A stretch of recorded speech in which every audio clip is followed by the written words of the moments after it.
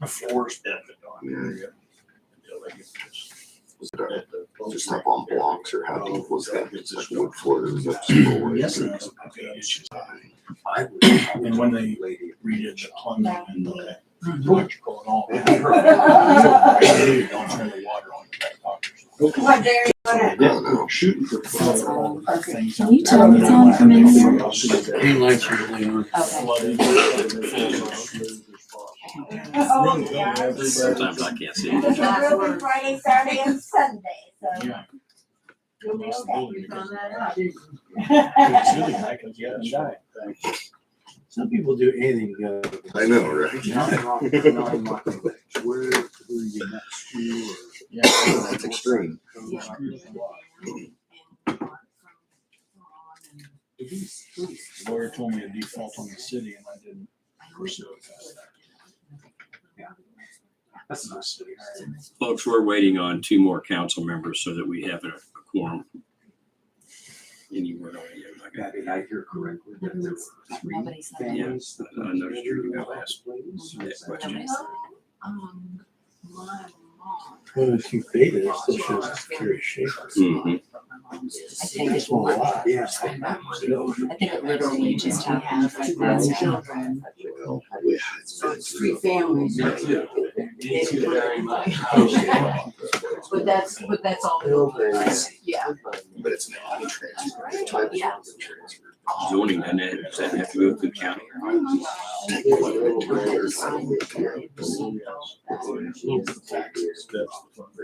Shoot, current on taxes. What's down there? It's meant for safety. She's on the upright. So, I mean, Yeah. They were a little upset. It's almost November. Let's see if I can remember to change it for the next meeting. well, you know, it's kind of a thing. You're not the only one that forgets. Oh, good. Yeah. Been that way for so long. Sure. Well, All right, we have a forum. All rise for the pledge of allegiance, please. I pledge allegiance to the flag of the United States of America and to the republic for which it stands, one nation, under God, indivisible, with liberty and justice for all.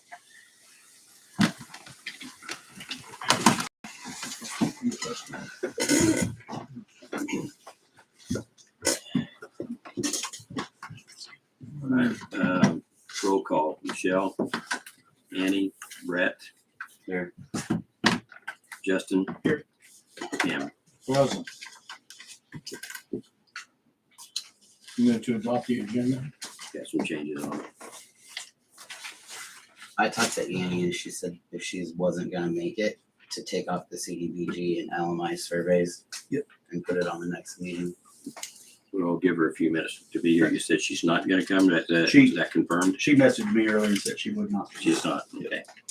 So we're gonna remove the Annie Compton comment down here. Is that correct? mhm.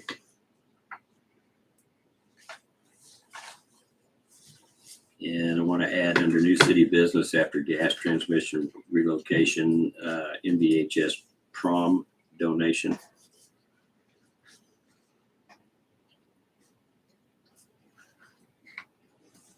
And due to a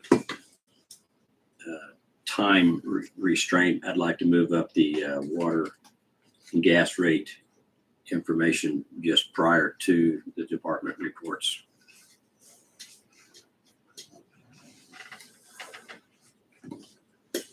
Any objections? You're not adding an executive session on here. Not that I'm aware of. Okay, then I move to approve the changes. Second. What kind of executive session do you have in mind? You have many ideas without saying a thing.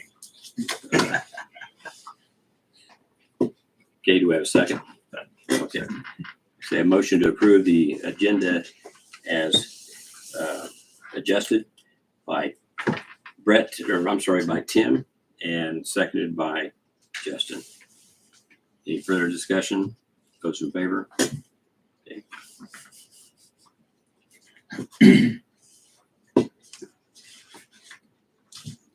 I wasn't here last time, so I'm staying on the next one. I'll move to approve the minutes October 9. I'll second.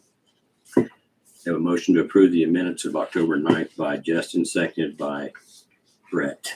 Any further discussion? Those in favor? Those opposed?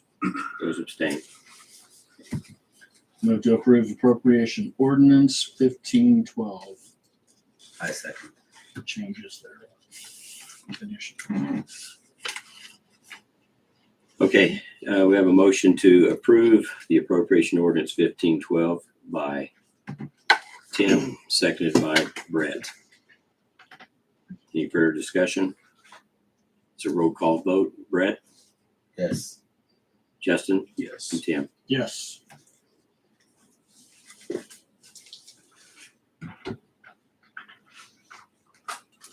Okay, at this time, we're gonna open the floor to public concerns. Joshua, I think you had something you want to talk about, right? I'd like to know about turning a residential property into a temporary commercial property.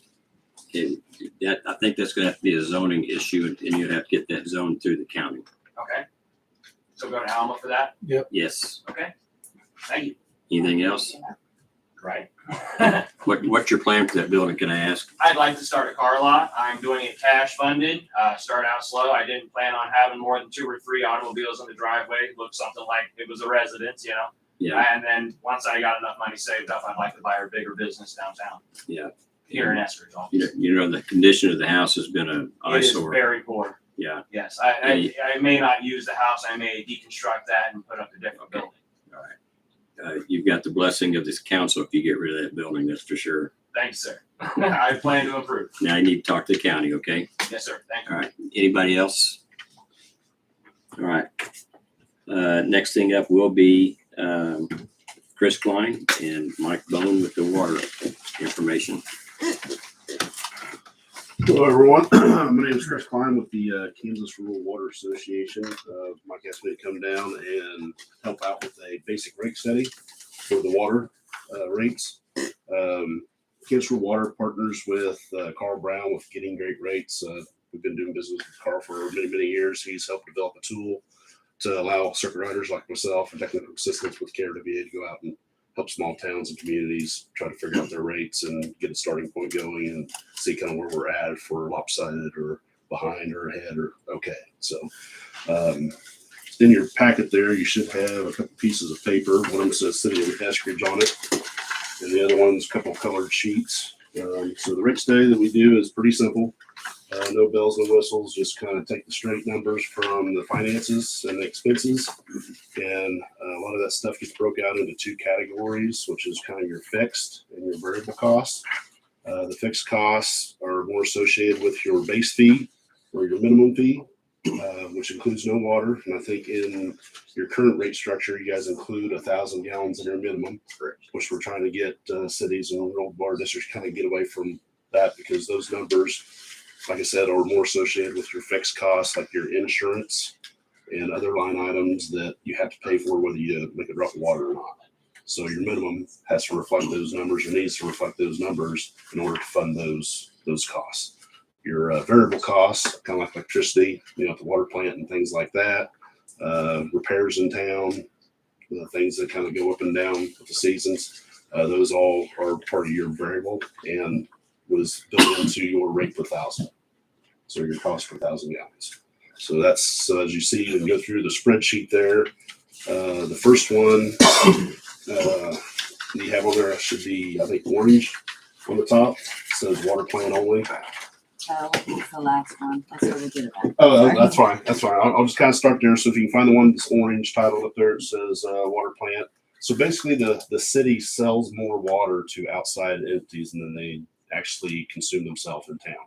So this is kind of a different breed of water system. Most systems, either they buy their water and then turn around and sell it to a customer, or they have a small treatment plant themselves and just sell it in-house. And they may sell it to maybe one other small rural water district or another small neighboring city or something like that. But for City of Eskridge, you guys produce a lot of water that goes outside city limits and out to other wholesale customers like the Lake and Osage 8 and Wabunsee 1 as your outside wholesale connection. So that kind of flips your numbers and stuff around, make things a little crazy. So when I talk with Mike and Lisa and and Kelly and looked at the finances, we decided to try to keep this as simple as possible. So we took the finances and the expenses from the water plant and treated it as its own entity. And then when we go to the next sheet, basically the city will be buying water from the water plant because we have in-house costs for the distribution. You know, we have personnel, we have repairs in town, things that are attributed to things that are going on in town and not necessarily out of town. So that's the reason I kind of did it that way, because a lot of your water goes outside the city limits. So, like I said again, we partner with Carl Brown, and he can do a more really extensive, in-depth look at your rates if this is something you're wanting to, go forward with, or if you want to take these numbers and mull them over and try to get a plan going forward to kind of see where you're at. It's just information, and this is all free to the city. We don't charge for this service or anything. So it's just, like I said, again, a simple rate study that takes basic information and breaks it out between the number of customers that you have, connections, and the gallons that you purchase. So a lot of these figures that you see on here get divided one way or another through those two numbers. So when we get through the finances for the water plant, I didn't have no minimum, obviously, for that. The plant just produces X gallons and sells it, and those costs get divided by the number of gallons that comes right out of the plant. So that number came out to be about $3.48 per thousand, which is right pretty much in line with the cost of production that Mike already does for the wholesale customers on that. We did have to find some other expenses in there that maybe made that just a hair high type thing. Things are going on at the water plant that needs to be part of those numbers. So do you guys have anybody have any questions regarding kind of the first sheet of the water plant and why we did what we did on there, and kind of gives you an idea? On the first page, I kind of had a broke out of like what your city rates are in town, what your minimum fee is with the water, and also went down and kind of showed what your average monthly bill for a customer that uses 4,600 gallons. That's kind of when I divide out the number of connections by the amount of gallons that are sold in town. That's kind of was the average per connection. So that kind of gives you a bill of $29 for the in-town rate. I did not figure the out-of-town. You guys have a separate out-of-town rate, which I think is labeled on here $18, I believe. Yeah, $18.30 for your minimum and $7.50 per thousand what goes out of town for your out-of-town customers, not for your wholesale, for your out-of-town customers. So they're on a different rate scale, which is pretty typical. Most cities, they have an in-town rate and out-of-town rate type thing. So this orange just captures the variable costs only. Is that right? Is So that basically, yeah. I mean, even though there are fixed costs at the water plant itself, those are you don't contract? charge those as a minimum. Yeah. Like you would on a normal rate to your customers. So that's why what the water plant does or spends and repairs and maintenance and insurance and things like that, it all gets rolled into the number of gallons that plant can produce. So there's really no minimum. So I just shifted all the numbers over to the variable side, which gave us the rate per thousand. Okay. So, He's using fixed costs to come up with that, like insurance and. right. I'm using all the costs of the plant. But so. it's not coming up with like the fixed monthly. That was just to establish the baseline of if we were to actually purchase water from the water plant, what would we be paying for it? So that kind of basically the water that's coming into us, that's what it's worth.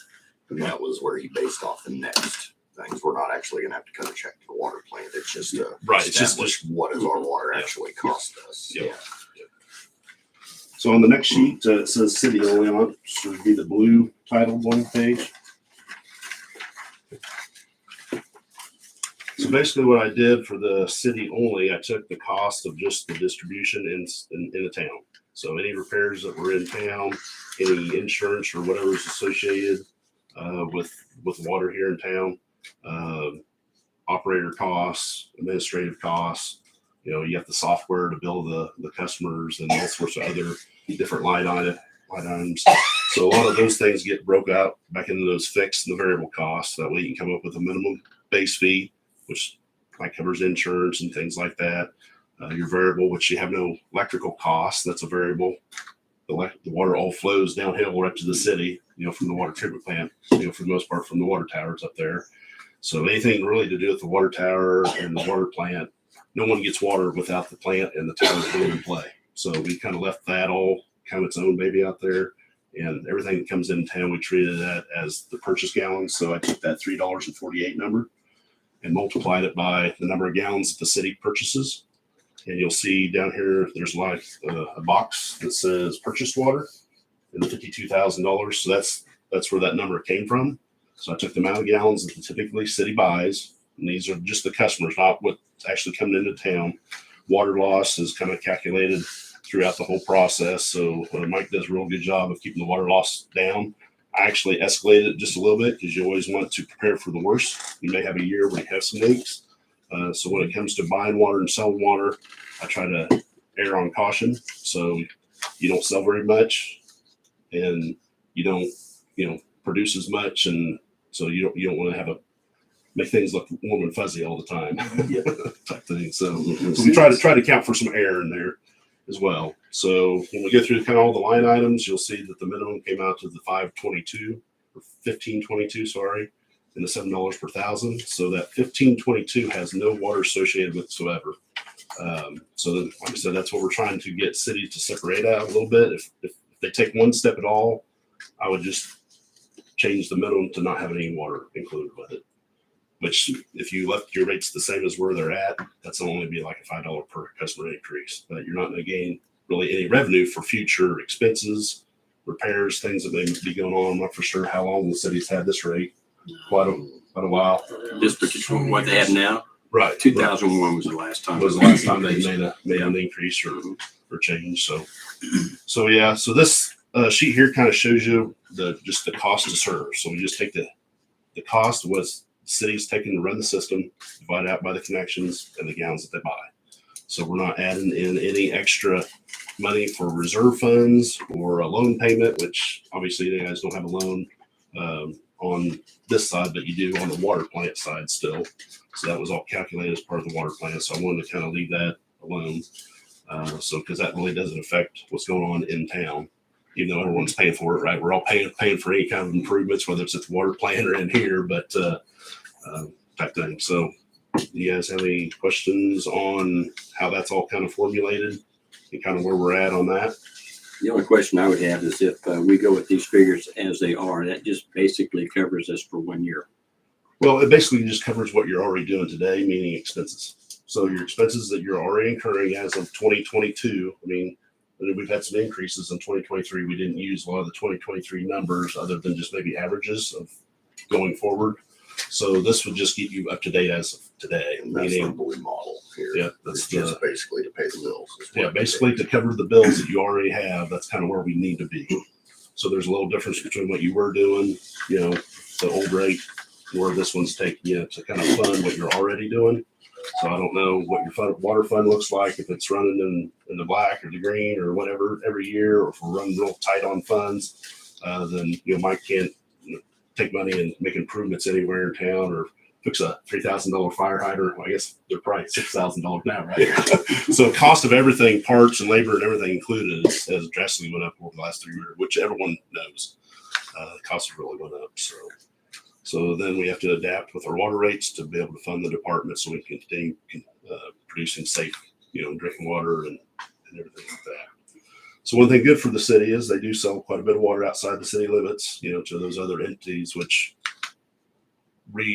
not really reimburses, but breaks even on what they're really selling out there. So they're not making a whole lot. I think there's maybe a 10% markup. I think there's 11% that we can put on it, but in any given year, if we happen to make less water than we did the prior year, we actually don't always recover all of our money before we figure the new So rate. you're always in the rears. We don't have a true up So you take your expenses avenue for that. and then Mike produces the cost of production for the wholesalers, which is always a year behind. So you're always, whatever you had spent the year before, don't get caught up until the next year. So you're kind of always behind versus being, we already have the money. We'll either absorb it or continue going forward. You can't float through those good and bad years. You're always playing catch up type things. So in your contracts, you're kind of tied with contracts. You can't change your wholesales, stuff.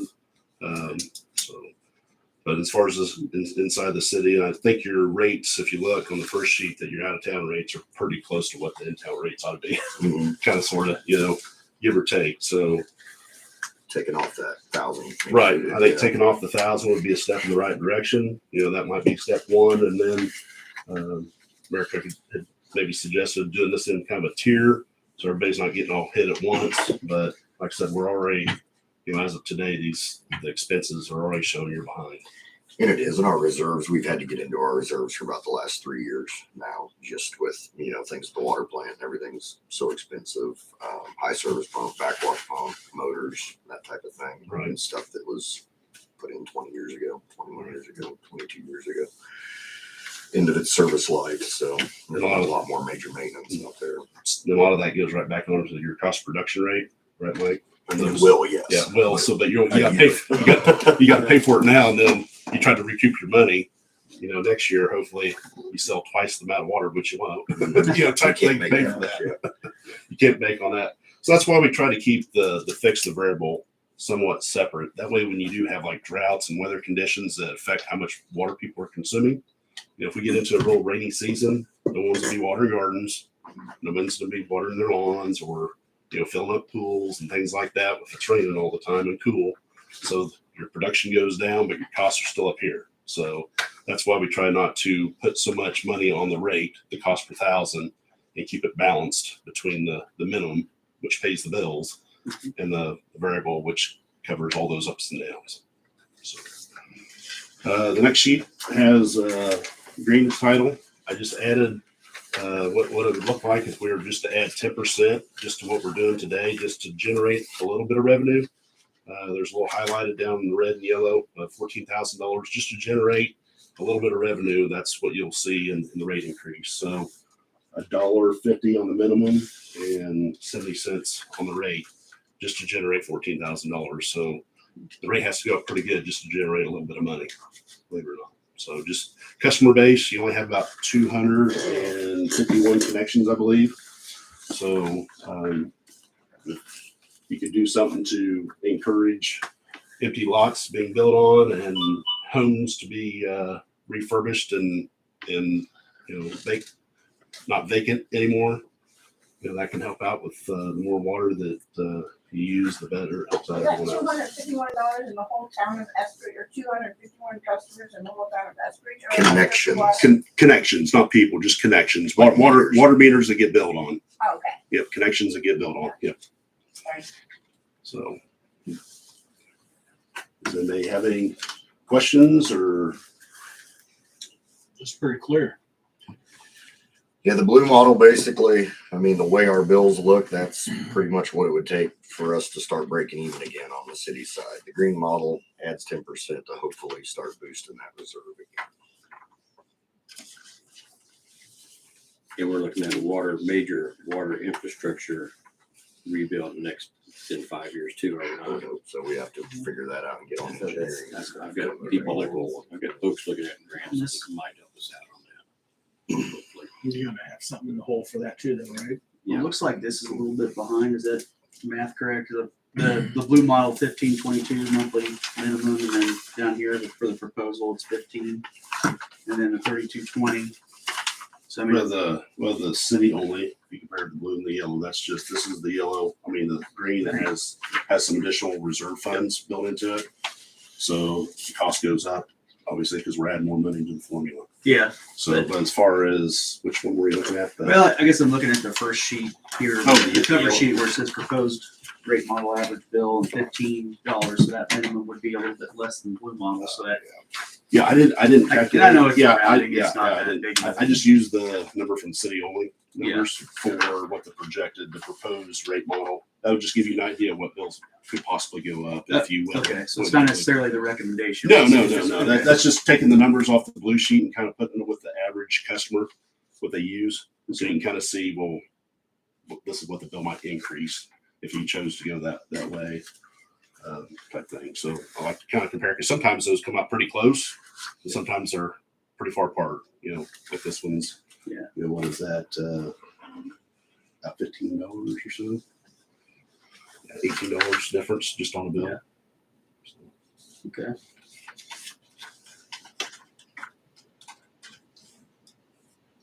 Brett, any comments? No. I think it looks pretty clean. You did a good job. What do you typically see from cities like, I guess as a, post, post going through this, what do you see them set their rate at? What? Usually, I mean, it's kind of all over the board. Sometimes we find, cities or rural water districts have already started making changes to the rates, and they put it all on the rate per thousand. Yeah. And they don't address the minimum side, so they get this big flip-flop of numbers. Yeah. So they're real high on the rate per thousand, which they think they're making a lot of revenue, but they have those bad years. This is that number that kind of goes up and down with your revenue, your income, and all that kind of stuff. And so then they get behind on paying their actual bills that are established, and where they sell a drop of water, they have these set of numbers. So you see something like that. Other times, they're low on both sides, kind of like this, the in-town rate. But like I say, your out-of-town rate's pretty comparable to what you should be charging. Yep. Anyway, it's just the in-town people's been getting a pretty good deal. Yeah. Over these years, which, they've invested in the money in the water plant, but it's continued to be, a cost for the city. Yeah. And that sort of thing. So I guess let me rephrase that a little bit. Do you see a city tend to target like a certain number for the capital reserves for the green model? In this case, it's 10%. Well, sometimes I know it's based on. Sometimes it's based on projects going forward. Like we have water lines we need to replace, or over hydrants or valves and things need to be addressed. So we're planning on spending, $50,000 to $100,000 a year. So they want to see what that looks like as far as their expenses now, but adding, building reserves. Other like rural water districts in the city, they say, we want to try to set aside $10,000 a month to prepare for that pump that needs to be replaced in 5 years, or a tower project where you need to paint the water tower and have it inspected, and that costs $50,000 to $70,000 to $80,000 or higher, depending on the size of the tank. So they know, well, in 5 years, because they've been told that there's maintenance issues, the water tower that's going to cost them X dollars, they start building funds to pay for that versus being in the rears for it. So like I said, it just all depends on what the city's really after. And if there's something you guys are really after here for me to change the model, it's pretty easy to plug a different number in or add something to it or take something away. Like I said, we usually start out with that cost to serve model. That's just basically what we're spending already today, and divide it out by the number of connections and the water that you're buying. So really we can do anything you want on the model. It's just a matter of what direction or we want to go with the city with, raising rates, altering, the rate to produce a little bit of income to pay, so we're not in the rears all the time. Yeah. So I guess I missed what the average use is. 4,600. So I took 14 million divided by 251 customers divided by 12 months. So it gives you about 4,600 gallons per customer. How many meters do we have that are just water in the garden? Not very many. 3 or 4. Not really skewing the numbers. So some towns have quite a few empty lots, and they've addressed those with resolutions to charge a fee to empty lots for people not using, the connection's there, the water's there and available, so they wants it. We got to maintain the system, so they feel like they're losing out on a little bit of income when we have 30 lots empty in town but we got to keep the equipment going because there's a leak that happens out in the meter pit, and $1,000 later on repair, we got to fix a leak on an empty lot that no one's even using. So there's costs associated with having connections, whether they're being used or not. So some cities are kind of leaning that way to try to gather a little bit of income from, that's pretty known for rural water districts. They always charge for all their connections. Anything that's a live tap, there's a monthly minimum for it, whether they use water or not, type thing. And just to keep the, in the rural water district or in the rural water districts, their water's treated like as water rights. And in town, it has a little bit different perception, when it comes to that sort of thing. So they're billing for all their meters every month, whether someone's used it or not. So.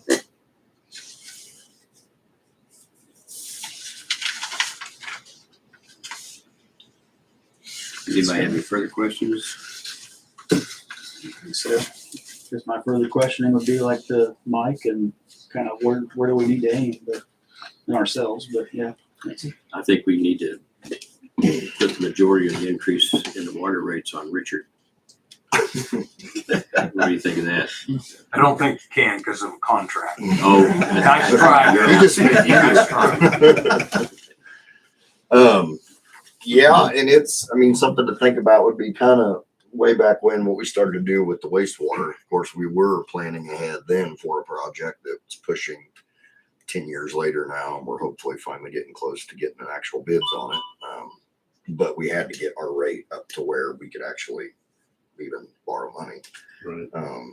But we started doing like a 3-year resolution. We said, okay, we're going to do this percentage, and then on its anniversary, it automatically went up again, then automatically went up again. Then I believe we did another one of those because I think we had 6 increases incrementally. This an initial increase, I think, would probably, unfortunately, be, I think it would be required. I mean, to start with a larger increase and then maybe feather that off. Maybe not the whole thing all at once, but the lion's share of this, and then feather it off for another couple of years to get us just a little bit above this maybe, and just kind of see where that takes us. If we talk about some engineering, we get some guys in that want to start doing a study for the water plant, things going forward, then we start getting some numbers together. Well, then we're going to go to the rural water districts as well and figure out what's going to be our portion, what they're willing to do, what 8's willing to do, what 1's willing to do, and figure out how we can come together and make this thing work, and then adjust from there, because we're going to have a number to shoot from before construction is final. But they all need to come to the table. The contracts, I think, could be simplified a lot if we get everybody together and figure out how to do that.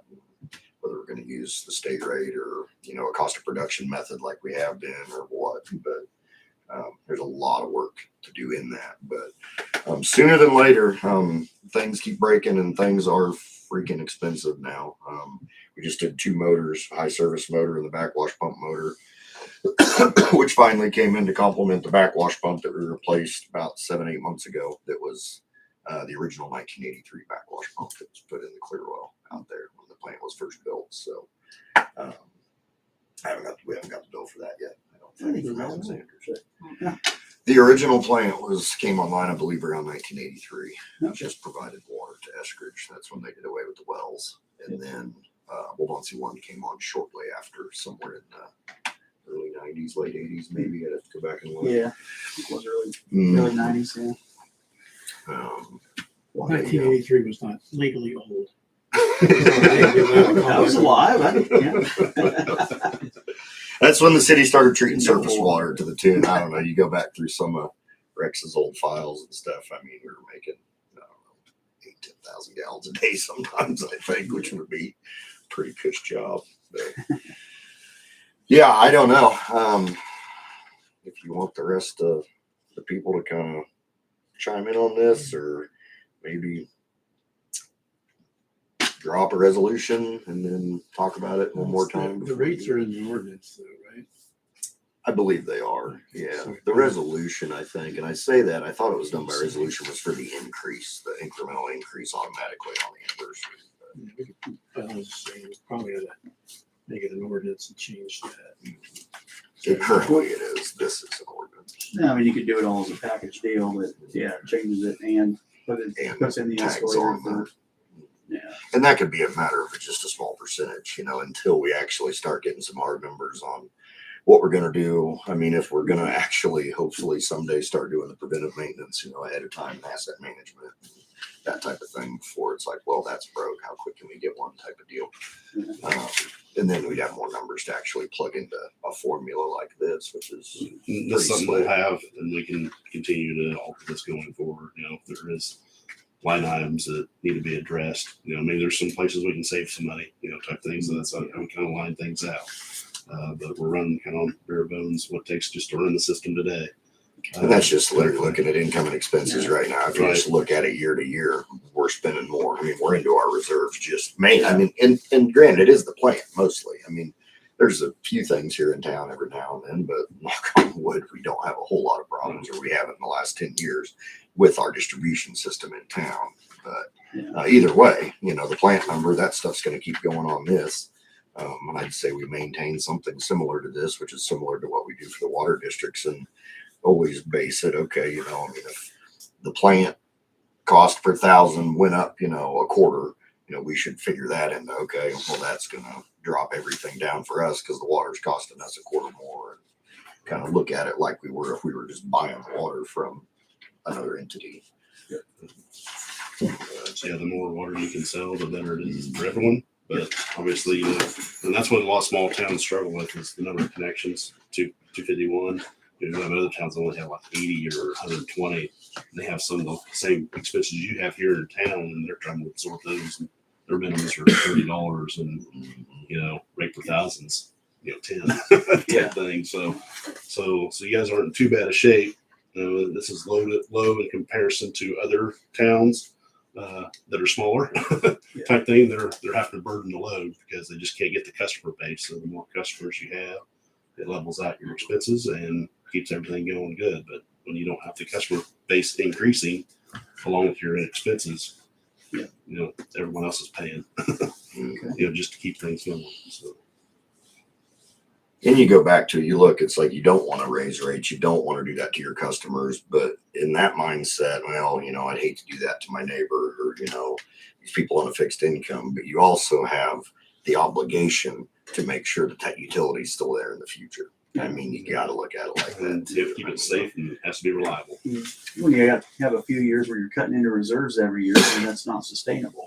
No, it's not. You got to catch up first and then try to also. I mean, right now, cost of money is so dang high, and if we're going to try to go for a water plant in the future, it's probably better to save rather than to borrow. Right. In some respects, or at least, I mean, or at least the inevitably, shift it a little there'll be bonds involved, but what I was going to say. So yeah, my cards are on the table. So if anybody has any questions, feel free to give me a call or send me an email, whichever. If you see something on there that needs to be explained or just have a question, or if you want to plug a different number in, just let me know and I can get that back to Kelly. Thank you, Chris. All right, no problem. Appreciate it. Thanks, everyone. Thank you. Yep, thanks, Chris. Yep. We'll see you back here in about 4 years. Sounds good. Have a good one. Thanks, everyone. Gas rate. Mike, are you here to talk about that as well, or is that somebody else's? No, we don't have anything on the gas rate. The gas rate is still that checklist. So we don't have anything to talk about on the gas rate. Okay. Just table that gas rate increase to the next meeting, please, so we don't lose track of it. Which will be Is there a way you can send that out again, please? November 13th. November 13th. I'll send those out. Appreciate I'll it. send it. I'll send it to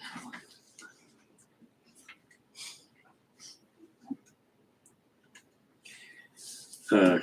If you need to go, thank you for coming. Appreciate your information, your input. Mike, did you have anything that you needed to say about the utility relocation before you go? No, I just wanted to make sure that Todd had looked on it, approved. It's pretty cut and dry. It has to be done. This did get lost in our email for a while. This version, this copy that had a couple adjustments, I think, that you guys wanted. So they are waiting on this to keep the ball rolling at the We need to state. approve this. Yes, tonight, preferably. Okay. And Get down. Kramer's, I've met with them 2 or 3 times on this, on a few things. There's just a little sketch, kind of how the line will go. Once again, this is going to be outside of any construction that KDOT's doing, even for the temporary, for the shoe fly. So any final grading, we're not going to, oh, well, that's deep enough. Well, now that they change their mind, no, it's not. We will be outside of that. We will remain in private easement. I already have the new easement signed by the landowner here on this side. We're good to go. They're really close to letting it for bids. Hopefully they can find some people that have the time to do it. I don't know how many people will get to bid it, but the estimated cost is in there. And that's what is going to KDOT now. And then when the bids come back, of course, there'll be a negotiation period if we completely screwed something up and that's way higher. And this is all being reimbursed by Kansas Department of Transportation because we are in private. Well, I move to approve it. You're going out of order, but that's fine. Or you can, I said, call me if you have any questions. So we did propose to move this particular section up front anyway on the agenda. Do we have a second? Yes. Justin. Okay. Motion is made to approve the gas transmission relocation by Tim, seconded by Justin. Any further discussion? Those in favor? Those opposed? Those abstaining? Those ignoring me? I'll raise their hand. I didn't see Brett raise his hand. I'm abstaining. You what? Abstain. Okay.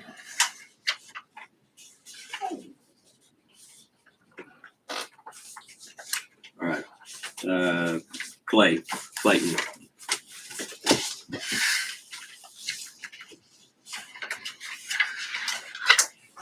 Thank you. Thank you. Talk to you later. All right, good evening. By the way, the park's looking good. I didn't tell you that already.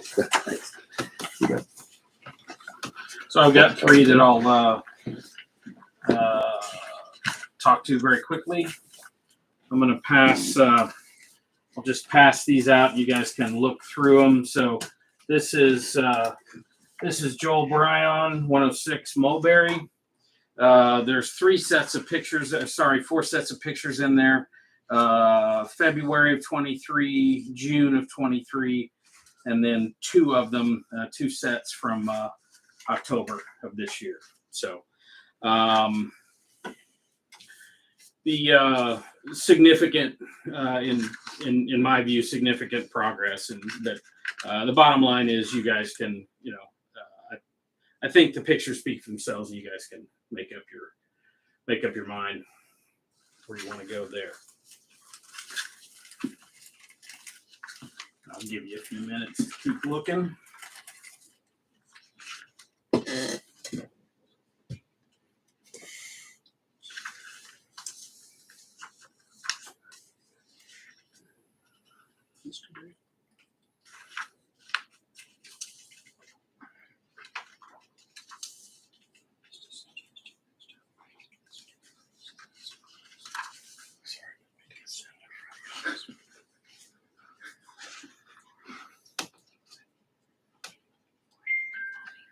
Those pictures, the latest ones were taken Friday.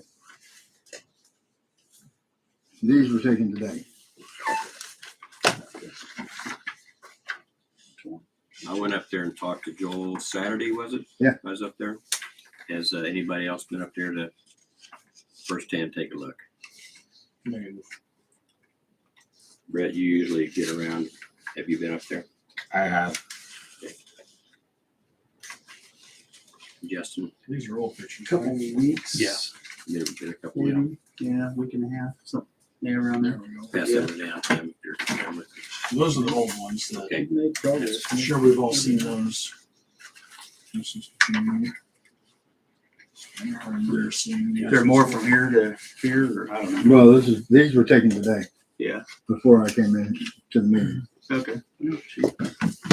So there's the back corner that I didn't get done at the last meeting. That is done now. Yeah.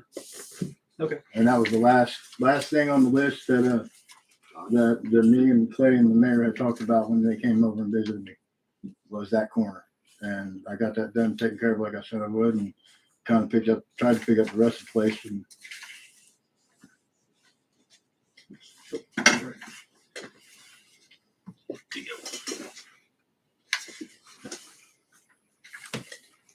Bright sunshine on it.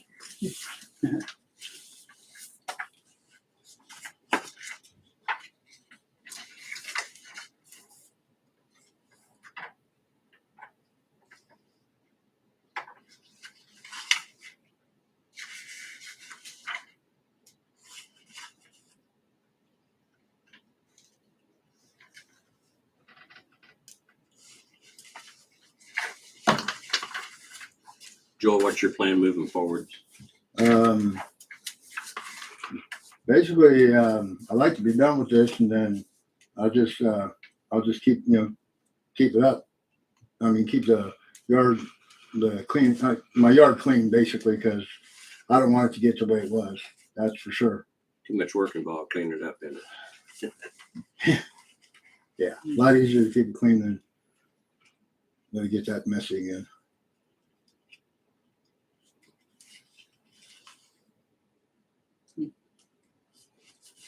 I'm inclined to just close it complete and just say keep on keeping on, but that's where I'm at. So As am I. You can continue, because this is under current resolution, right?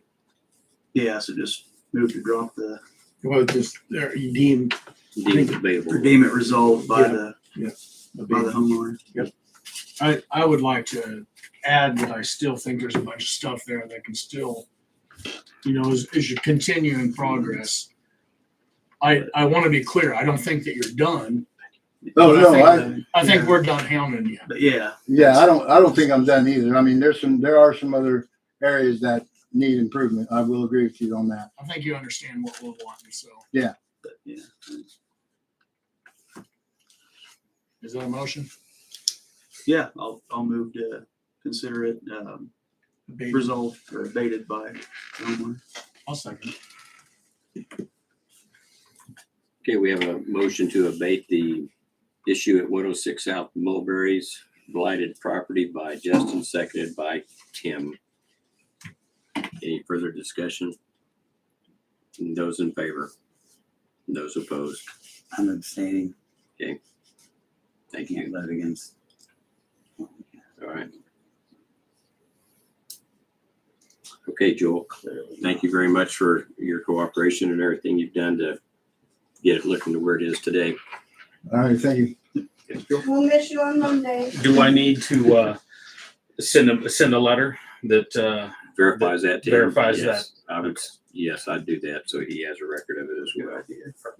Okay. All right. All right, next one is Deb Ponton, 314 East First. So same thing, a whole series of pictures. Starting August of 22, then May 23, August 23, September 23, and this one was this last Friday.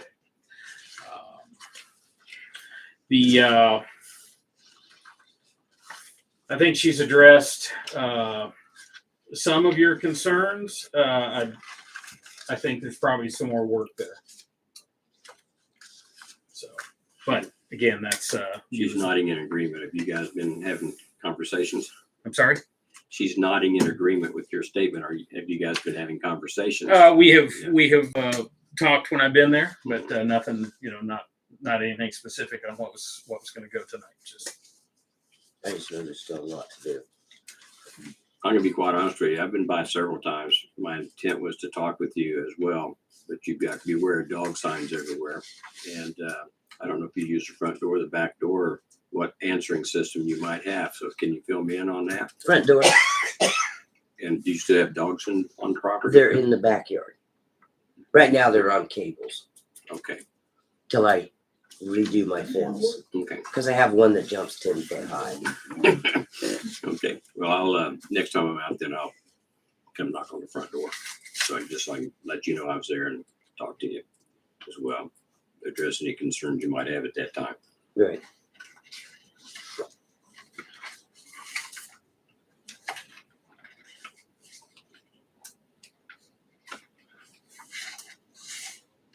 So if you're not done, how much more do you want us to extend till? I don't know. I don't know for sure. I have to have knee surgery the end of November, so I'm going to get as much done as I can. Do you want to come in again the meeting before your surgery? The last meeting, and when is that? Trying to think when my surgery is. November 13th and 27th are meeting dates Okay, I think I have surgery the 27th. on that Monday. I believe it's the 27th. So the 13th? Or Yeah, I probably wouldn't be in too good shape because they said, possible wheelchair, Yeah. at least a walker. So, Yeah. What is it? 2 weeks away then, 13th?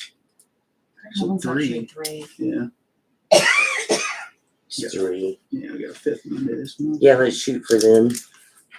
unless we get the rain they're talking. Yeah.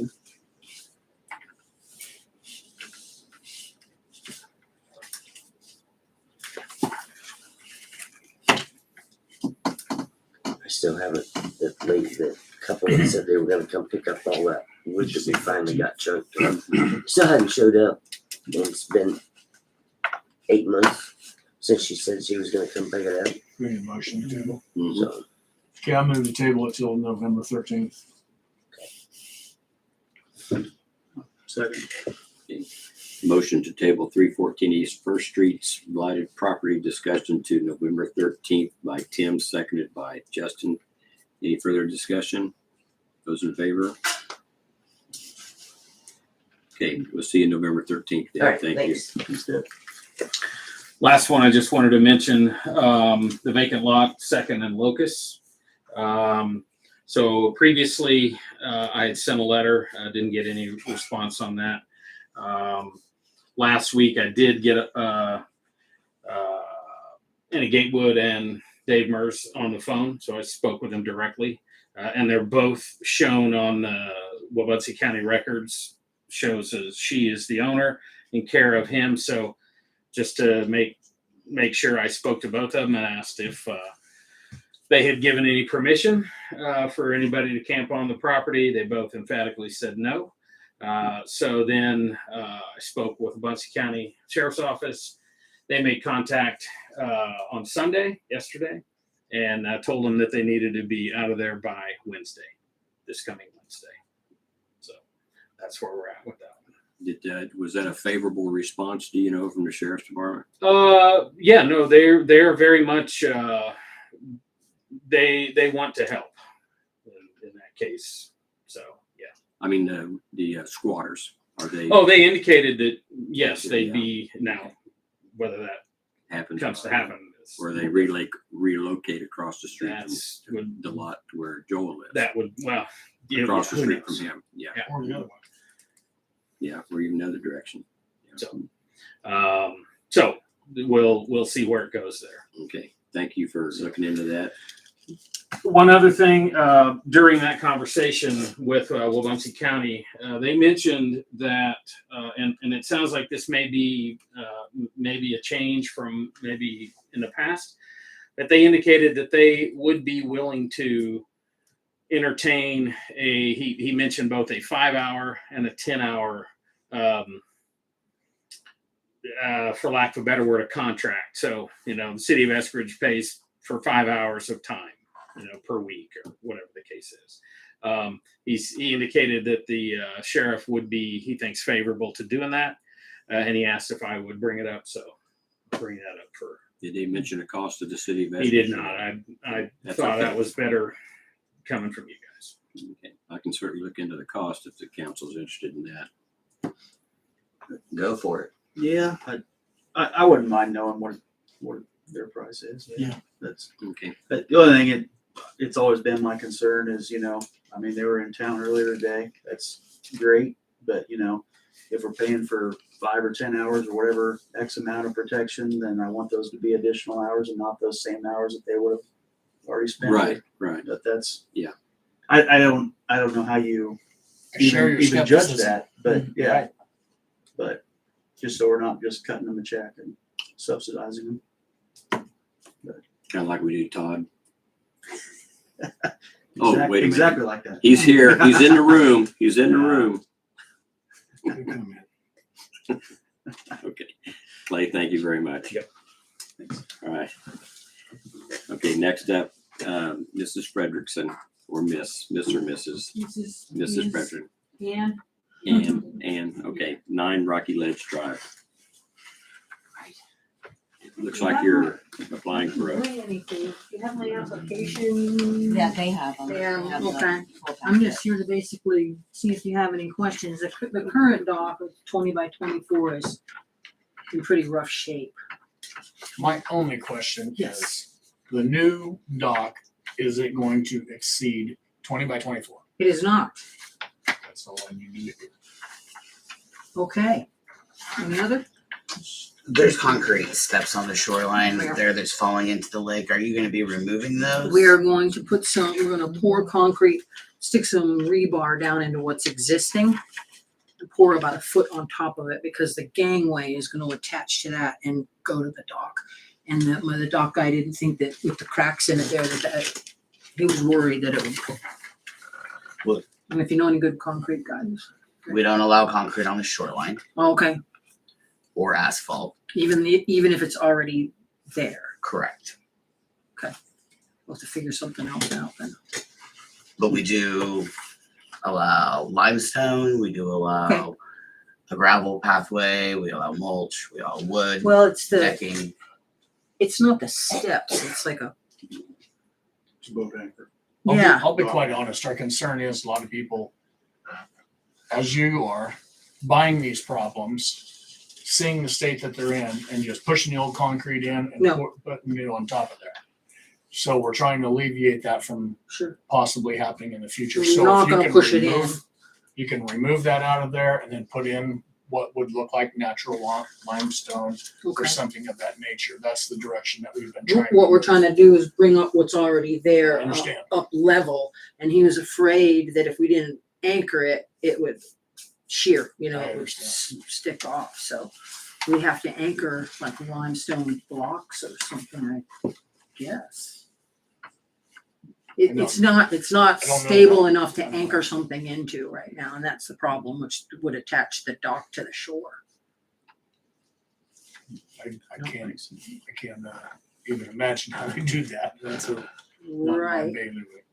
So, you know, we can build the dock, but if we can't really safely get from the shore to the dock, we don't Right. know how to. Has anybody else had to put an application and they had a plan for that? Well, We just had one last week that wanted to rip out a 3-foot concrete sidewalk all the way to their dock and put in a 4. We're not ripping anything out, and it's nothing on the steps, but it's just the part that to like get to the shore from to the dock, and we were just gonna raise it up, not pull anything out, not push anything in, not remove anything. But the dock guy said it has a big crack when it wasn't stable enough, so he wanted to put rebar down into that and just pour a little on top of it.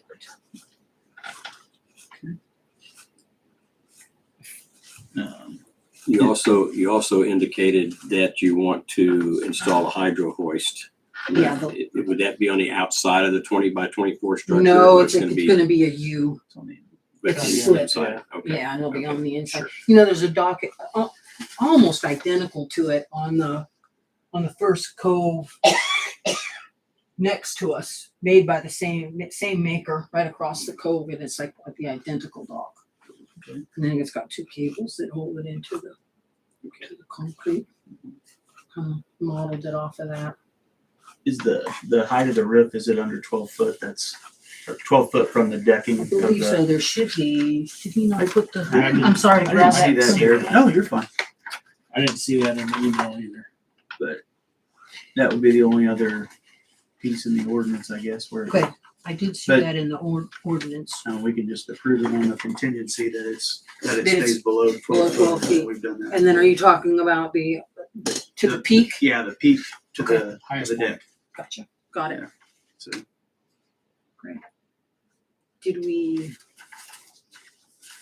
So do I need to come up with some other solution to strengthening that concrete to put a gangway on it?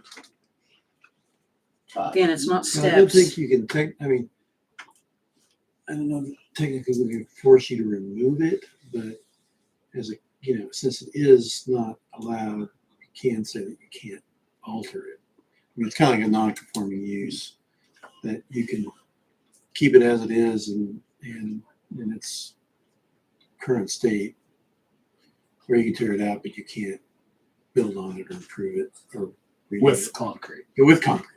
It's perfectly okay to, like they said, to build stone, to build decking, to build a wooden structure, Okay. that kind of thing. I'm wondering, there's sort of a concrete wall also that comes up against the shoreline like a retaining wall.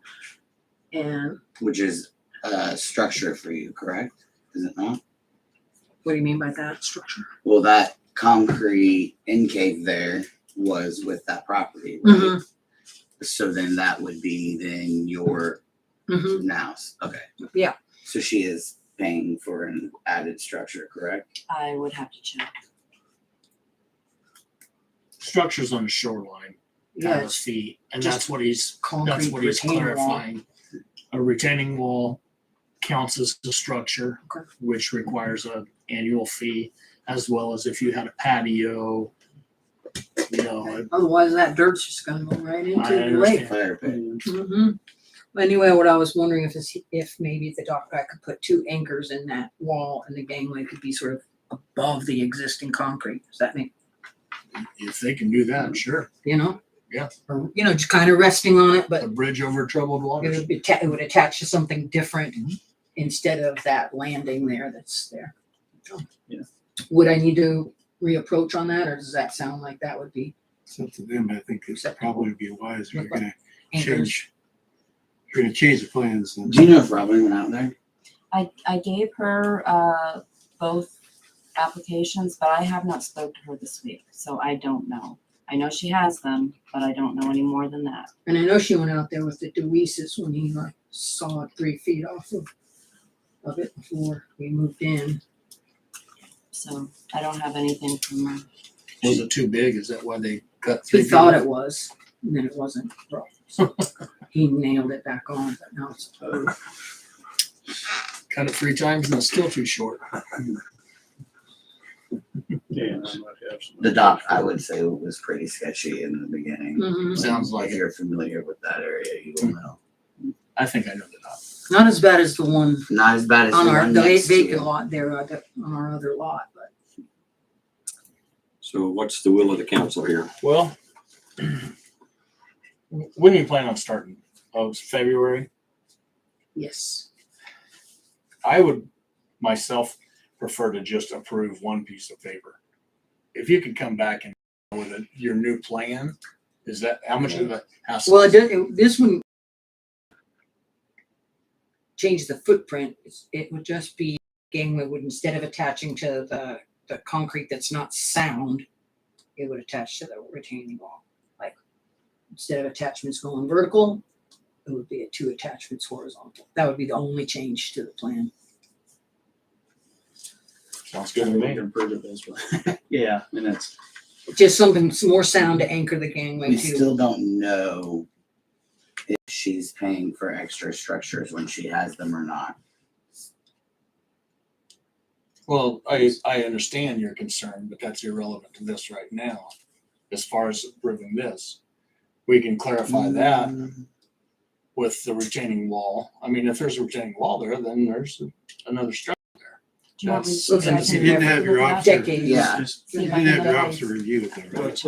let's, resolve to do that after the fact. Yeah. If that doesn't jive with what's on the record, then it's a separate issue. That will. None of Now, that the was- problem is that in my mind, everything should be 100% before we're approving anything else for anybody. And if we don't have that guarantee, then I can't vote for it. I want to. I talked to you before out at the lake once. So we don't know if the Deweeses were paying that because none of that was relayed in any of the deeds or the paperwork or the. In most cases, You know. people probably aren't paying for it, but with the new owner, with requiring you to come to a meeting and sign the rules, which, did you do that? Yeah.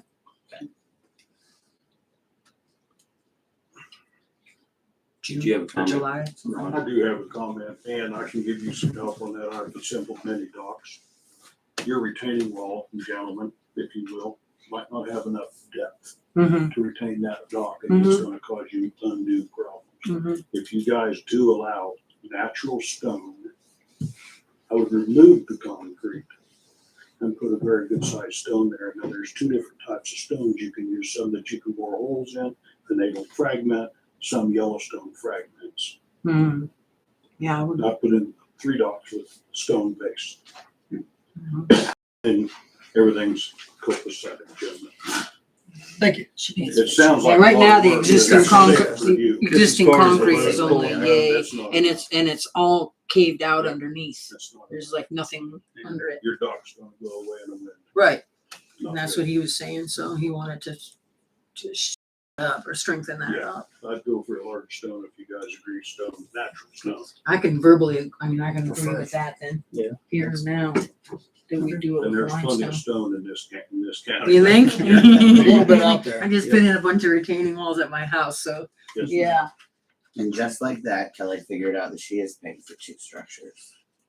So, as long as there's no concrete pouring or any of that on the shoreline, I'm going to Nope. approve. And I will not push anything in the water or I'll dig second up him. any sidewalks. Who, you second I'll it? second him. Okay, motion to approve the dock permit application for 9 Rocky Ledge Drive by Brett, seconded by Tim. Any further discussion? Provided that it's from the deck to the highest point within 12 feet. 12 feet, yeah. And I know he and I talked about that on the phone. Accepted. He and I talked about it on the phone, but didn't get in the, so I'll make sure. Those in favor? Thank you for coming in. Thank you so much. I really appreciate it. Thank Thank you. you. Have a good night. Thank you. Good luck with that. No. All right, next, No. dock permit application removal, Ron Ropes, I want to say Ropes, but I That's know close enough. it's a P.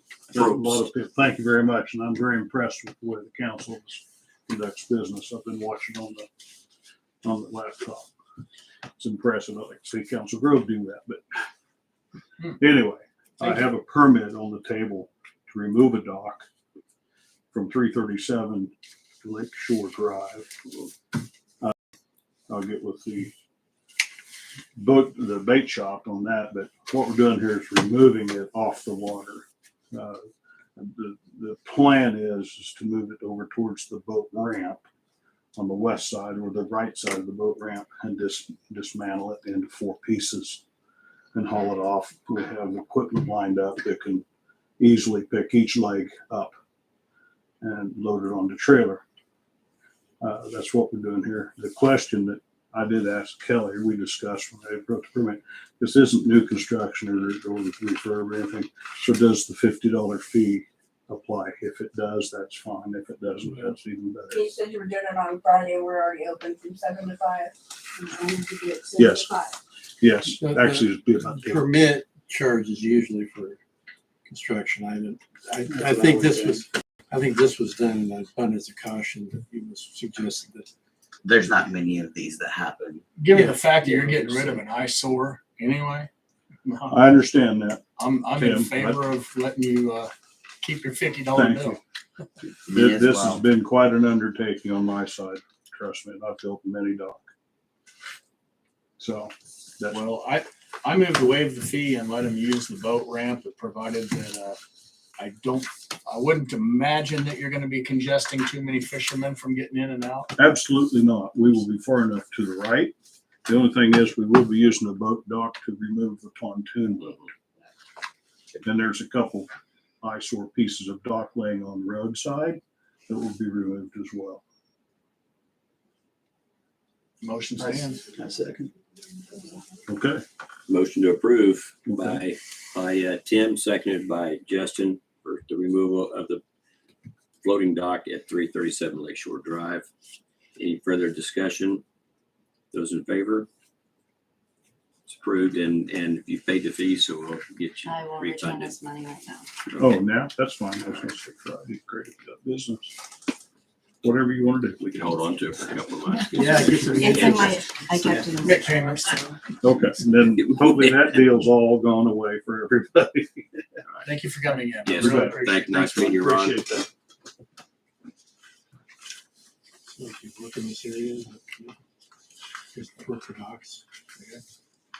You must be. Keep his name handy. Built a couple, yeah. Okay, You've got it. moving on. Next thing is under new city business, Biznet. You're up. I have my end of the year report to turn in to renew my contract, so I'll go ahead and wait until November 13th. Okay. Do I need to meet with you to go over the inventory before the 1st of November?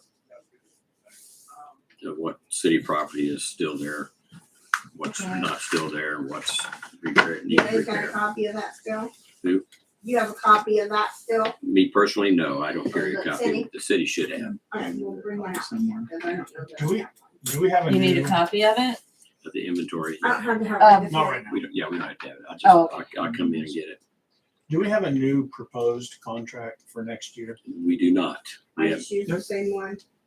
Yeah, I thought your proposal was basically like just marking out the Yep, just change the the date. stuff and Change the date and call it good? That's what I did. and the money and all that. Yeah.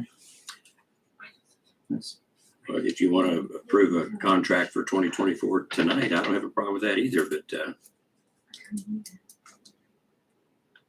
of want to I have think it's the a great draft. idea. Yeah, You what? Kind of want to have a draft contract. yeah, you want to have it in front of you, but I got one. We were all given it to look at last Last week. at the okay, well, I last didn't know where meeting. you read on it. No, No, we all were not. Well, you weren't here. Should Sorry, You received it in I had your the Rona. email. I was saving you all from. You had a Rona, huh? I had the evil Chinese disease. Do you want me to get the one out of the car? I don't want to read it and approve it the same night. I won't do that. So we might as well wait till 13th. You didn't read the email. Correct? I read all my emails. Well, let's make sure that we make a decision so that they'll know what to get and what they can buy on sale to prepare for next year at the next meeting, since she was kind of prepared for us. I mean, she gave us half a month to look at it now, so. I will get with you, Julie, on the inventory issue, so that's taken care of and out of Okay. out of Yeah, I question. I just think the new beer cooler was the only thing, and the only one taken out. Yeah. Was the only thing that's changed out there. And we'll get the contract and change the dates and then go for it on the 13th of November, I think, to approve it. 13th of November, okay? Well, Mary Jane has to work on, the Firefly out there after November, after we close. Yeah, she's next up on the agenda, so. Yes, I think she's talking as her employee. I'm just saying, right? Employee That's as okay. her employer, who's Well, I Jane, mean, if Mary- I had to get the contract, then why should Mary Jane have to do it? yeah. Kinda. oh, well, she's just on the agenda. I thought she wanted to talk about it, which is Yes. okay with me, Go so. ahead. I have to, okay, here's the thing. Firefly starts, you have to start everything, the transformation on the 1st of November. Astra shuts down, gone, November 30th. I have to have everything done, or whoever is taking over the bake shop Mhm. has to have it done by November 30th. Otherwise, everything's gone that is in the system for Astra. How much time do you think it'll take you to do that? It will take the entire month of November. I mean, 8 hours a day, 4 hours a day? It will take, I don't know exactly how many hours a day, but it's going to take me several weeks to get everything transferred over. And it's gonna take several hours a day because I'm gonna have to be on with Astra and Firefly. And I'm gonna have to use the bait shop. I've already let Mike know and we've let Kelly know that I'm gonna have to have the internet left on Mhm. for the entire month of November.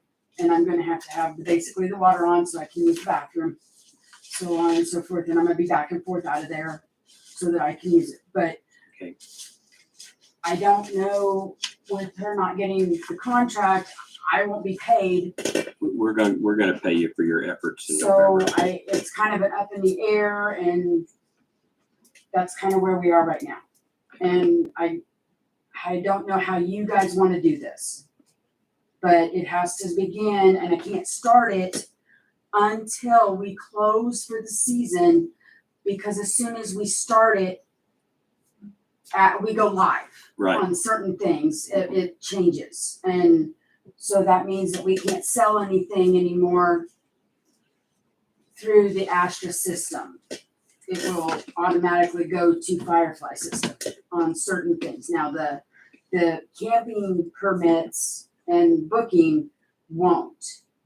but everything else will. So some of that, now I've got to put in all of the camping stuff into the Firefly system.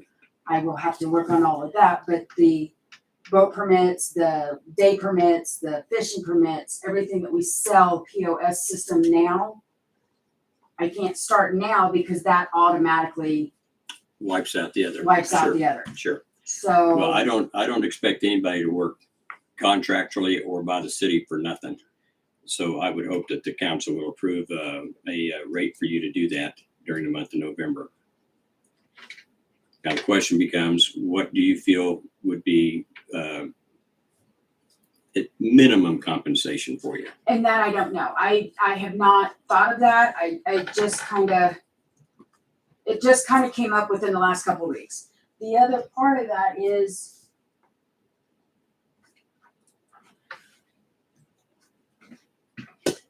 when I came to you guys and discussed Firefly and we talked about it, you guys said not to sign anything, and I have not. But I did come and I talked to you guys about the equipment that I needed for the scanner and so on. There is one thing that we do need a contract on, and it is for the payment system. And BridgePay is who we use right now through Astra. It will go to a different system, and it's the one I discussed. It's the three vertical.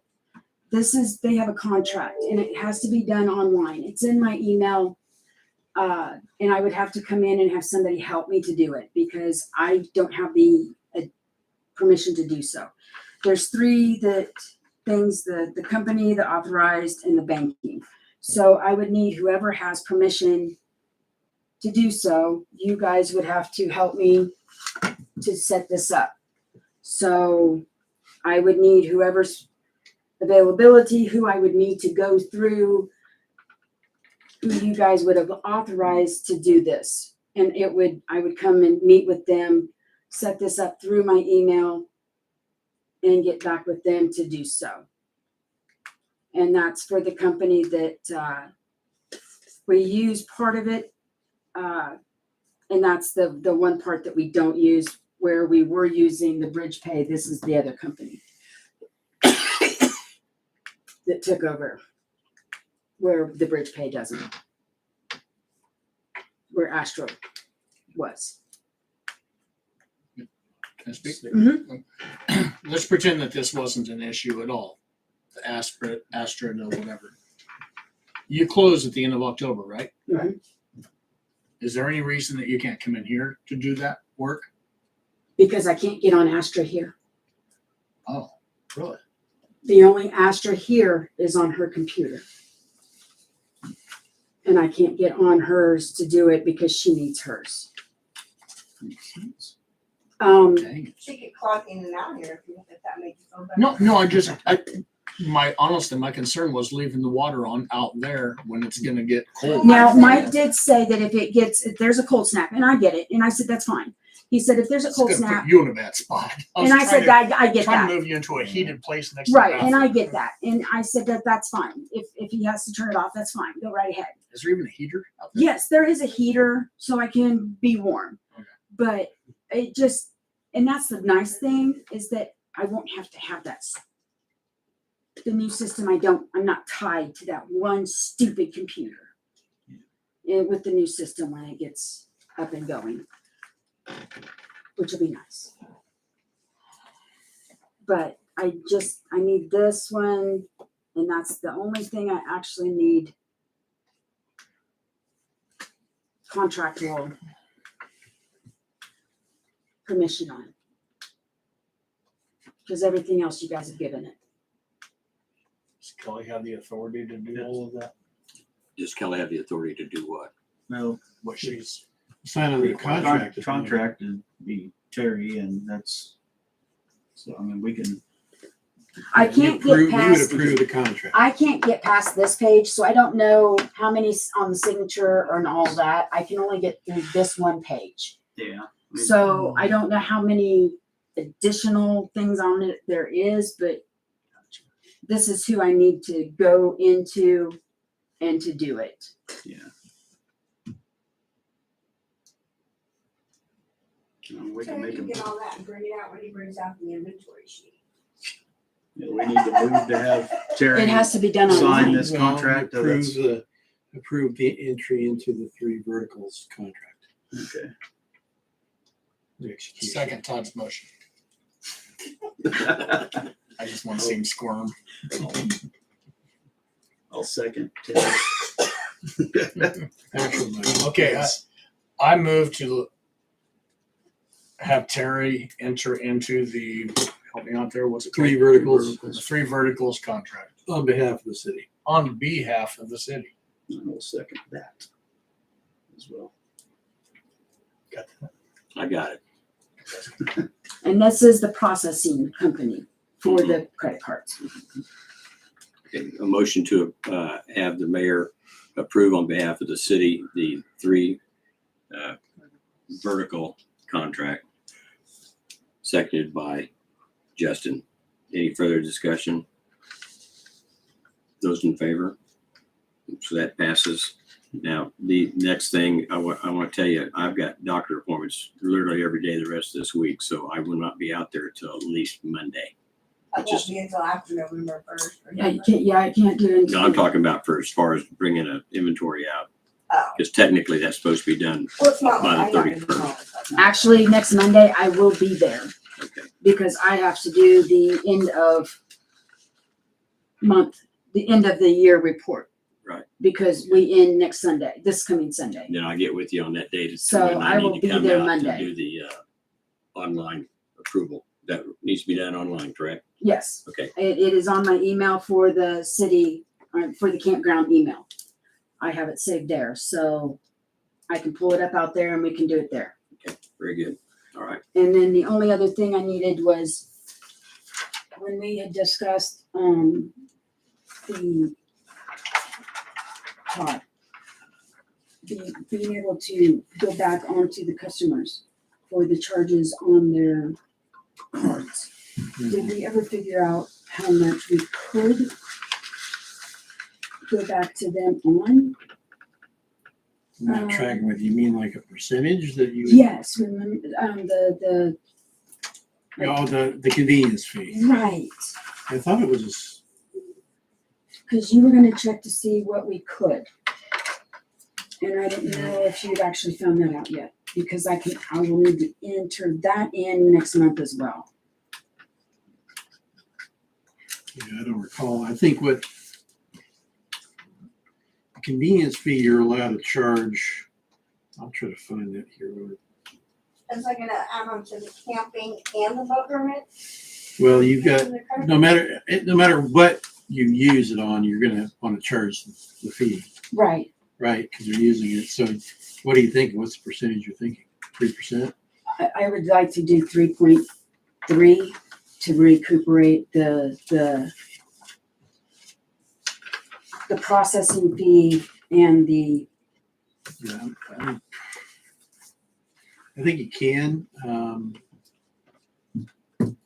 Going on my recollection here of the fact that you guys as a city have the right to charge that convenience fee. because when I had proposed it, I think I proposed somewhere between, The thing I was worried about was the fact that whether that's set to using certain services as charging services, not just generally. While I was looking at that, let me ask you two something. What's your opinion of after November 1st, somebody wants to camp at the lake? No power, camp free? okay, but the only problem is that there is no power and there is no bathrooms and no showers. And if they understand all of that, We can't stop them. well, we can. Well, They're trespassing Yeah. if we decide they are. well, that's up to you guys. We That's can't. Why I'm My asking. question is if they're gonna have trash, because we're not gonna have trash service then either. 'Cause Correct. That will be cut off as well.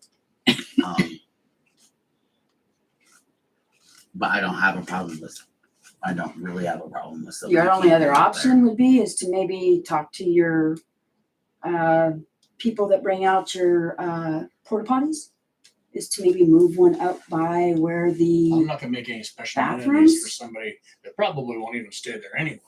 But I have had two different people that like to camp at Lakewood Muncie ask me if they can go out there on the off season with the understanding now there's we, no power, no water, no shower, no anything. They just want to go drop their camper and then take care of themselves and then leave.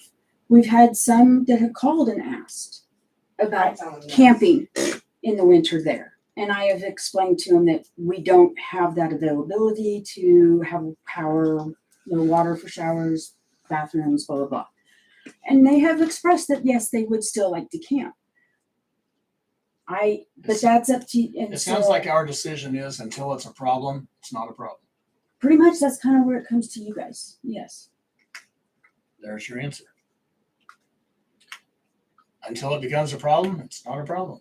And you can charge a convenience fee, but you have to give them a notice And if I have it in the, Yeah. in there, on the webpage or in the. right, right. And that's where it would be, is in there. That's a exemption sure that a that municipality that's- has Please. for that. Yes. From that And I 16, will yeah, 16A2 take their word and for word for the 403. recording. There's a prohibition in that, in the Until it's a Consumer problem. Credit Code Yes. that says you can't charge surcharge, Speaking of which, but there's an exception under this, there's a statute. we need to make sure that dumpster gets put inside the bait house. It's Or lock shop. 12-16-125 is the statute. The last Remember time. last year, the dumpster was left out and people kept filling it. 125. Oh, the trash cans. Okay. We've got to do something to make those things If she leaves inaccessible. one there, I'll make sure to put it. See, and here's how because Make sure you they actually bring do it up. have where it's a processing fee, We got to lock And you that can 3 yards. put one in. And so that's how I know What day of the that week I do they come can. out there, Julie? There's some places, some states can't, so What that's is why I was What day? checking. You can't. What day of the week do they And come out that's there? why I wanted to make sure. because Tuesdays? Okay, so you could- October we've paid 31st is enough this Tuesday, so year, once and once they last empty year it, just That I move it inside. would like to see them recuperate some How many next do year. we have? Yep. And You got room that for all way, those? I guess I look at it as more of a What about the business for the shower? city. Yeah, and I think it's fine. So Okay. Put 'em in the good to shower. go. So I can do the 3.3. Mhm. Okay. And I'll write Okay. that in because that's what I want to do. That's okay too. They do it that way. All right. And they generally charge you 3% But anyway. if not, she can. Yes, they are charging at So least as 3%. much as we And the can, other yeah. thing that they were gonna charge was, You think so? Good Shower's stuff. big. it's a 3%, and then they're gonna charge $8 a month. I actually kind of like having a trash can out there, because, you know, people just come out there and it's like heat. The I3 processing cost was $20 a month, and then it's the 3%. So People on the I'm other side of the lake trying use to it, though. recuperate, I was gonna do the 3.3% Where are we on cameras? was where I was at. At the lake. Yeah. And then I doubt that's it. authorized the I thought we approved 385 to that. pay for the It's gonna swiper. cost a bunch of money. So, okay, Why? as long as I can do that, I will do that. I appreciate Can I that very talk to you much. about it after the meeting? All Yes. right. That's what I needed to know. I gotta go outside. I think that's all I needed there, and I appreciate it. Right. Thank you very much. And the only thing on the agenda involving the lake is the lake boat ramp. I know I talked to one of the members of the council about it, and just want to pass along that if we're issuing permits for boats, whether they're residents of the lake or outside of the lake, are we darn sure making it very clear that that permit is only good from the opening day of the bait permit office to the closing date of the permit office? In other words, November 1st through March 30th or March 31st, they don't have access to the lake Unless they live on the unless lake. they live on the lake. Are we making sure that those people that don't have access Correct, understand that? correct. Because their fishing, their boating permit is only valid from April 1st to October 31st. And everybody is given one of the pamphlets, whether they take that pamphlet or not. Yeah. That is their choice. I Because, understand. well, we have a bunch of them that are upset because of not being able to get off the lake on the days they want. We are getting a bunch of them that are complaining and yelling at us. and then about the fee of the $50, blah, blah, blah.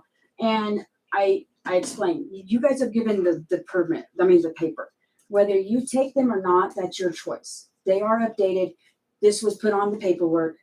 I am sorry that you're not taking them and you're not reading them and you're not, so Now, when they somebody, do know. when somebody does get a boat permit, do they get a slip of paper that is a receipt for their payment for that boat permit?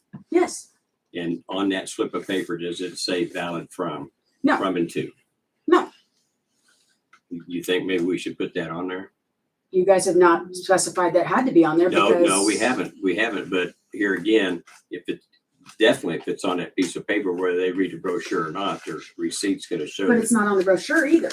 Here's the thing, you guys, until we started Astra and we actually got Astra up and going last year, middle of the year, your hand receipts, you wrote hand receipts. You didn't actually have receipts that said that they were good from this date to this date on their permits. Right. You've never had that. No, so the So- people assume that it's January 1st to 1st to December January, 31st. right. And I'm trying to eliminate that assumption. The only way we can fix that is that maybe I can figure out how to get that into the new system as I am trying to get this going this next month and put that into the new whole thing. What kind of receipt book do we have that we give them? Now, it's a printed receipt off of Astra. It's printed off of Astra. It's printed off of, And that's fine, but what about the new system that comes in? Is it gonna be printed on that as yes, well? it's gonna be printed off of there. Okay, is there anything that we can add to the That's what I'm receipt? saying. I'm gonna have to try to figure out how I can put it on there. There are ways I think I can do it Yeah. and add it into there. So I can research that and try to figure that out and Yeah. put that on there. So just so I understand it, we are always open, are we always gonna be open on April 1st every year? And we're always gonna close on October 31st of every We used to open 2 weeks earlier. in March. And we're not open on Wednesdays, so I assume if April 1st were to occur on a Wednesday, I would assume we'd be closed. Well, we, With that caveat, yeah, that's. yeah, so that also has to say, we'll figure it out. It's something you guys have to come up with. Yeah. I mean, I don't know, prior to us running it the last 2 years, her running it the last 2 years, prior to that, I don't know what you guys did.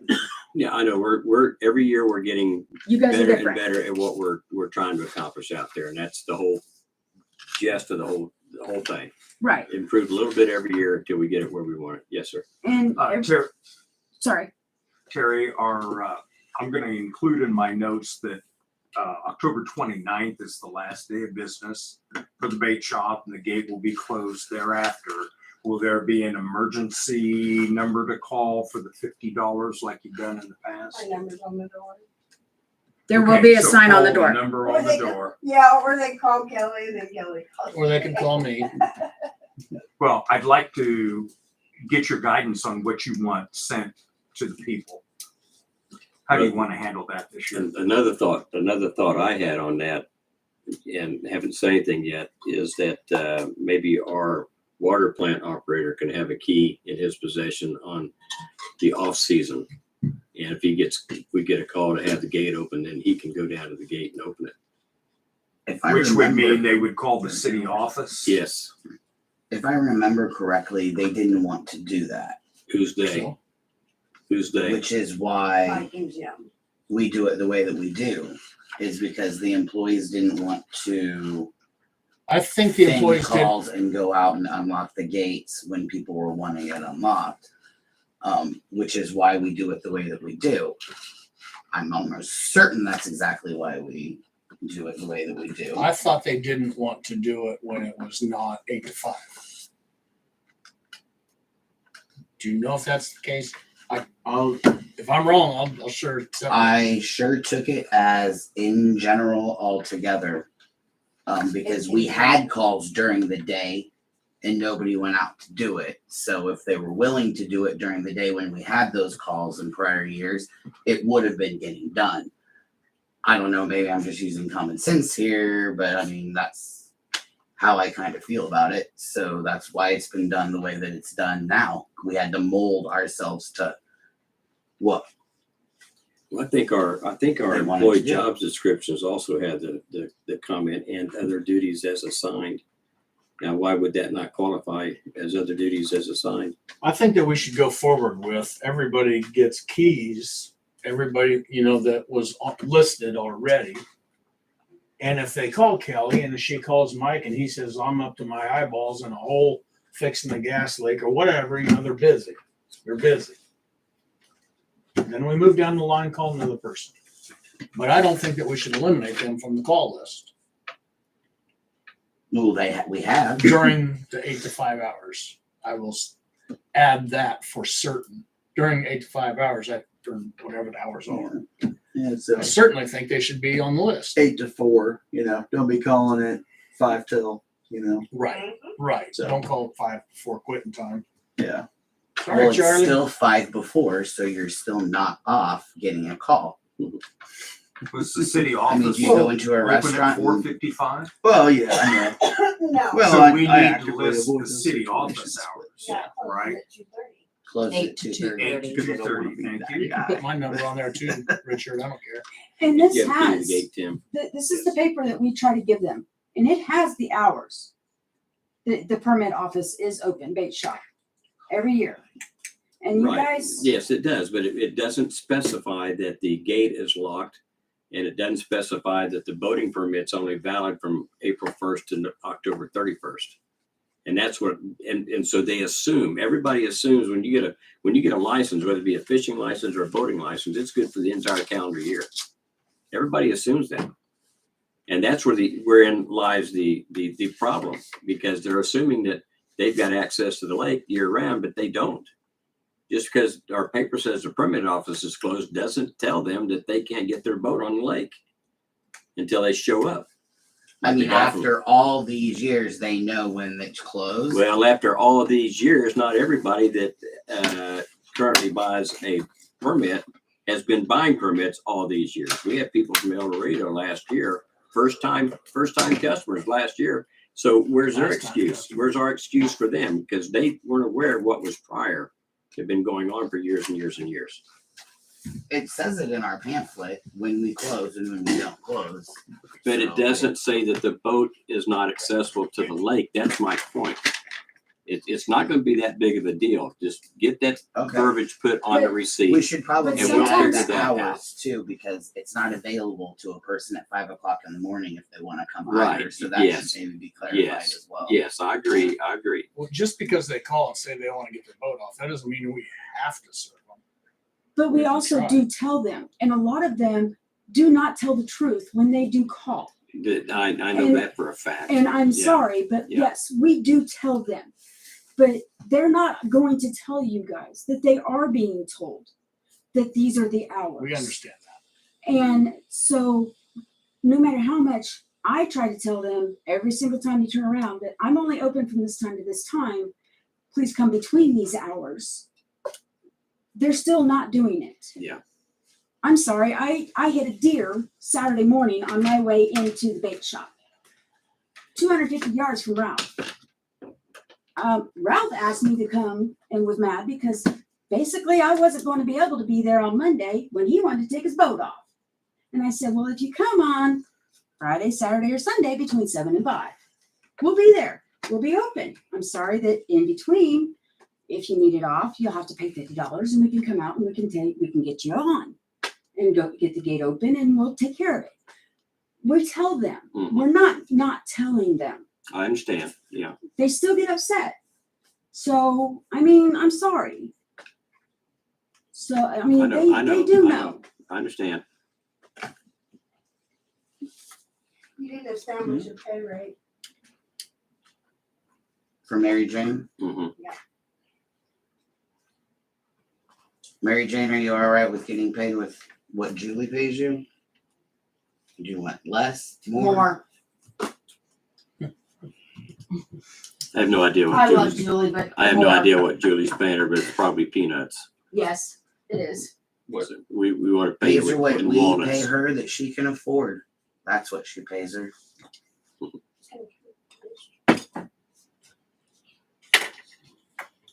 I don't know if you're looking at 4 hours a day, that's 20 hours a week. And like I said, I have no idea what Julie's paying you.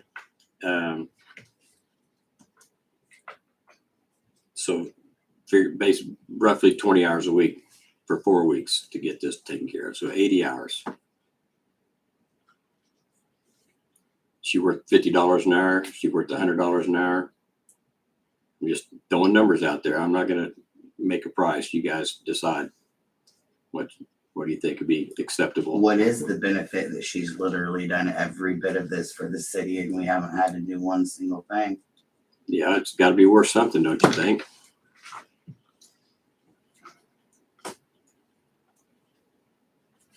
You know, 15 an hour would be, for example, $1,200. yeah.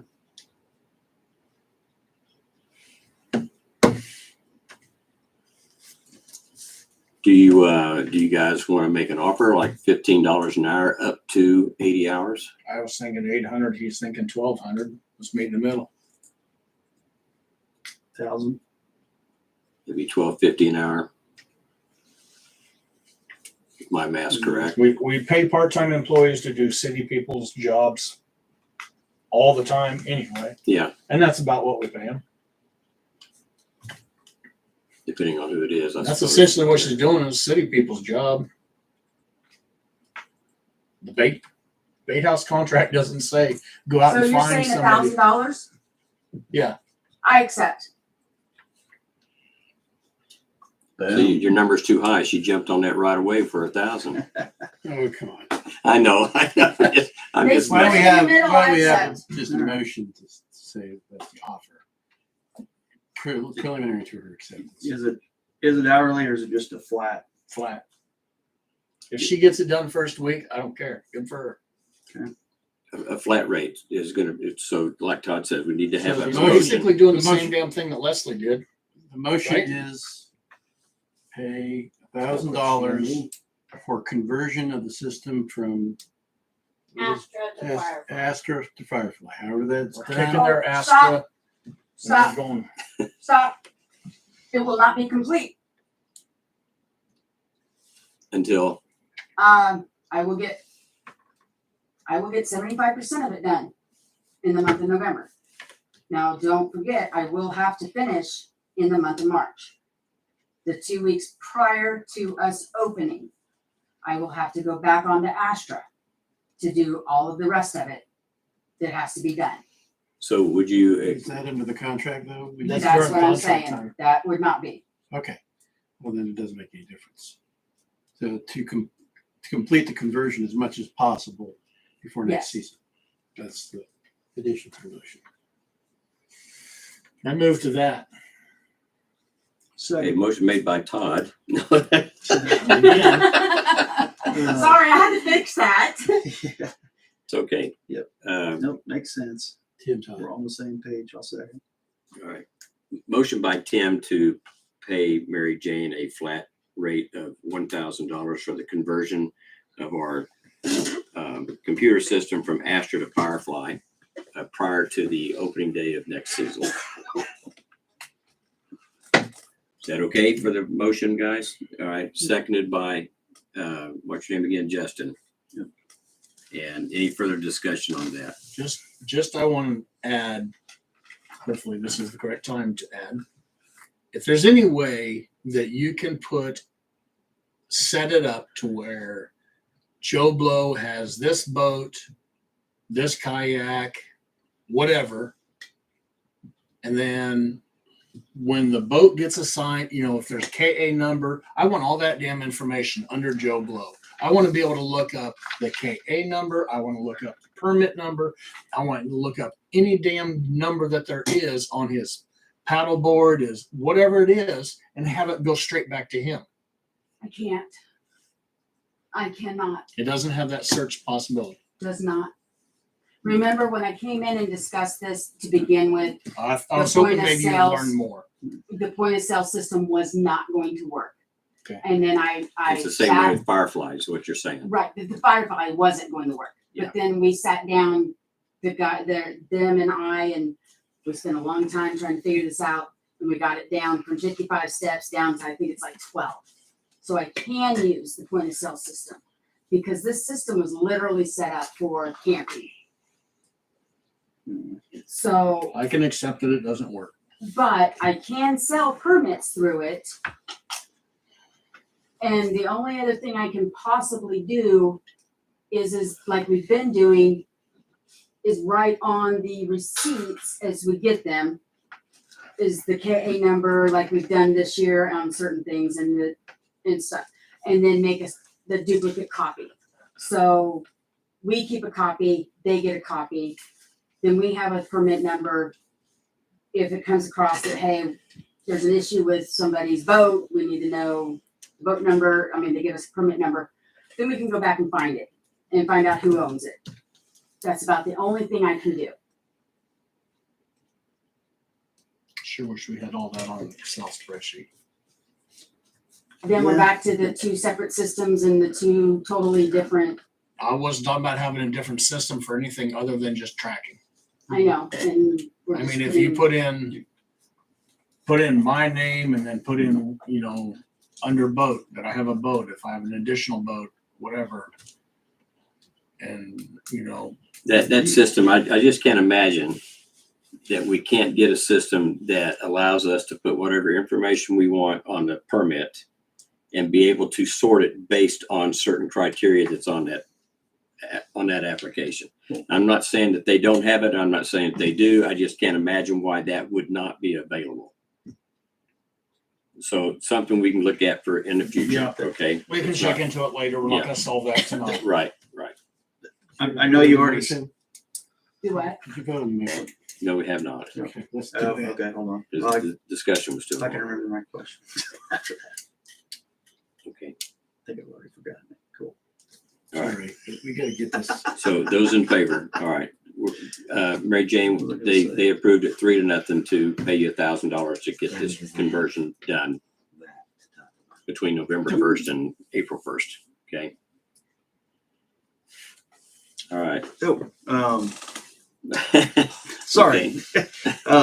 Did you say, I know you already mentioned it, did you say you do or do not sell the boat permits through Astra? Or is it, we're kind of making it work, or Astra. it's completely not?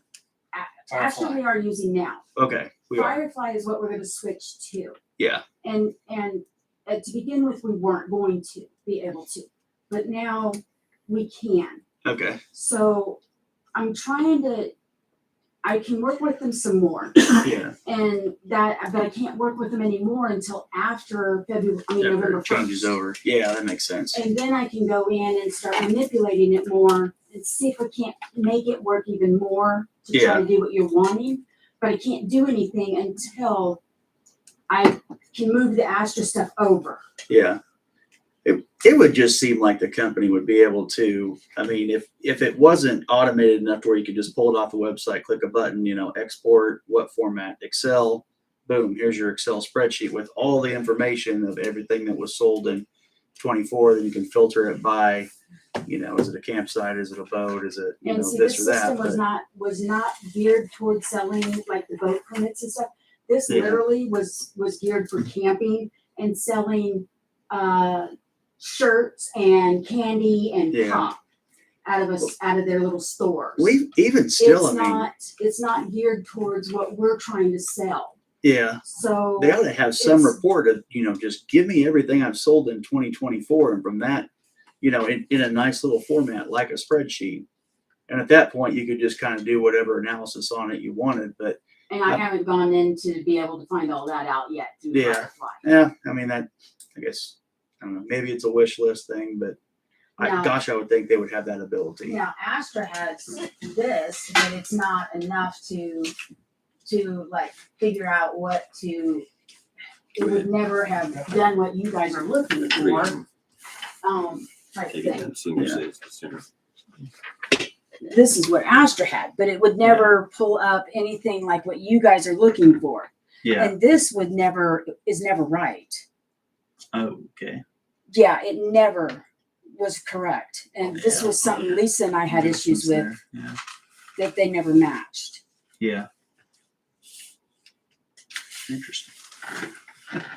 So, I can't, that's where I'm trying to figure out how I can try to figure out how I can manipulate it and see if I can't get what I need to that he's wanting into it. Yeah. Well, yeah, I mean, if it's a, a development team that you're working with, I mean, if that's something, that's definitely an ask, is, for them. Maybe it's already on your radar. And it is, and Yeah. that's because that's who I am dealing a lot with, to get it down to where I could use it Yeah, for the POS system. yeah. But then, like where Tim mentioned the KA number on the side of the boat, I mean, that would just be like a form field that would appear that, hey. Now, we boat get a permit. lot of them that they're coming and they're wanting to do their permits and stuff. They don't even bring us any of their KA numbers. They don't It's on know the them. permit. It's posted on the side of the boat. Well, but they don't always Yeah. bring in they don't always bring us their boats. They don't always bring us their information. Yeah, So that would have to go out, that they would have to do that if I can get that into the system. yeah. And they can't get their permits until they bring it. So that would be another, that we would have a whole bunch of upset. Yeah. So, yeah, if I can get that in there, I can't get a I driver's will work license. on I it. can't prove who I am. Yeah, that's But you true. can vote. Oh, yeah. Right. We got about the whole thing on to Alright. prove you're a resident or not resident. and Yeah. That is a big mess. Yeah, at least, Okay. Next item up for bid. thank you for answering that. I will have something to say on mayor concerns or comments. Does any of the council, that's where we are next? Yes. Madam Council. Brett? I do. I have a couple things to say. I just want to remind everybody that the Fall Festival is this Saturday.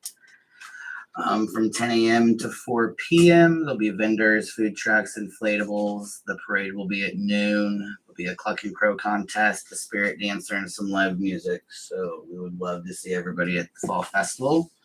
What's a clock and crow contest? Is that just what it sounds like? Yeah. Yeah. You have to ask Amy. Stand up and give us a little rendition of it. I wasn't very good. The girls were much better.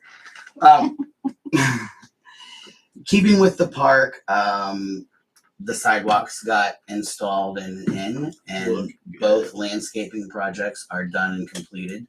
So I hate that cedar tree that's down there around that thing though. What cedar tree? There's 2 cedar trees around the sign.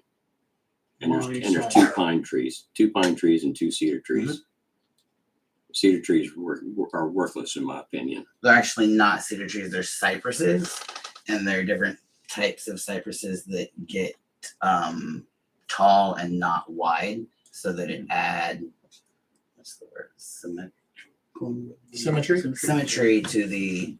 All right, as long as they're not cedar trees, I'll be okay. Oh, they're not cedar trees. I have a They distaste sure for look them. like 'em. So No, they're just worthless. They grow wild, they fall apart, they're I disease agree. ridden. How you feel? Passing on my window Not just breaking. weed yet. I did talk to Nicholas. I forget his last name. Hunter. About getting maybe welding us a rail for these steps out at the bait shop. He doesn't have a lot of time to do it right now, but he said he would be happy to come back in and talk to us before he did anything. Just put it in his ear for next season, since we've had a lot of I wouldn't say complaints, but a lot of people ask if that's something that we could add to those steps for safety purposes. Why wouldn't Okay. you buy an aluminum? Before you move on, He's a welder, so he would be welding the. A piece of steel that's gonna rust. That's like an aluminum. That's an issue we'll discuss with him when he comes in. Yep. before you Absolutely. move on, I love Nick. He's a great guy. You're gonna have to keep after him. He said he's really busy for He the is. next 4 or 5 months, and I Jerry said Leeds was retired from working. in that's the- another person that we could as well. But Nick can weld alone. instead of waiting until the moment, I talked to him months prior so that somebody would have it on there. I wanted to follow up on, these are for you, Kelly, questions for you. Okay. You were gonna look into the buyers signing of the rules and stuff and coming in to do so. Mhm. If they've been doing that in the last 2 buyers, have they? One of them has, the other one has not. And previously, I did look in before me, they did return the paper saying that they had signed. Now, did they come into meetings? I don't think they did, but they signed the papers. So we still have one buyer that I do not have the form returned yet. Okay. And then the other one was the handbook, the signing of the handbook.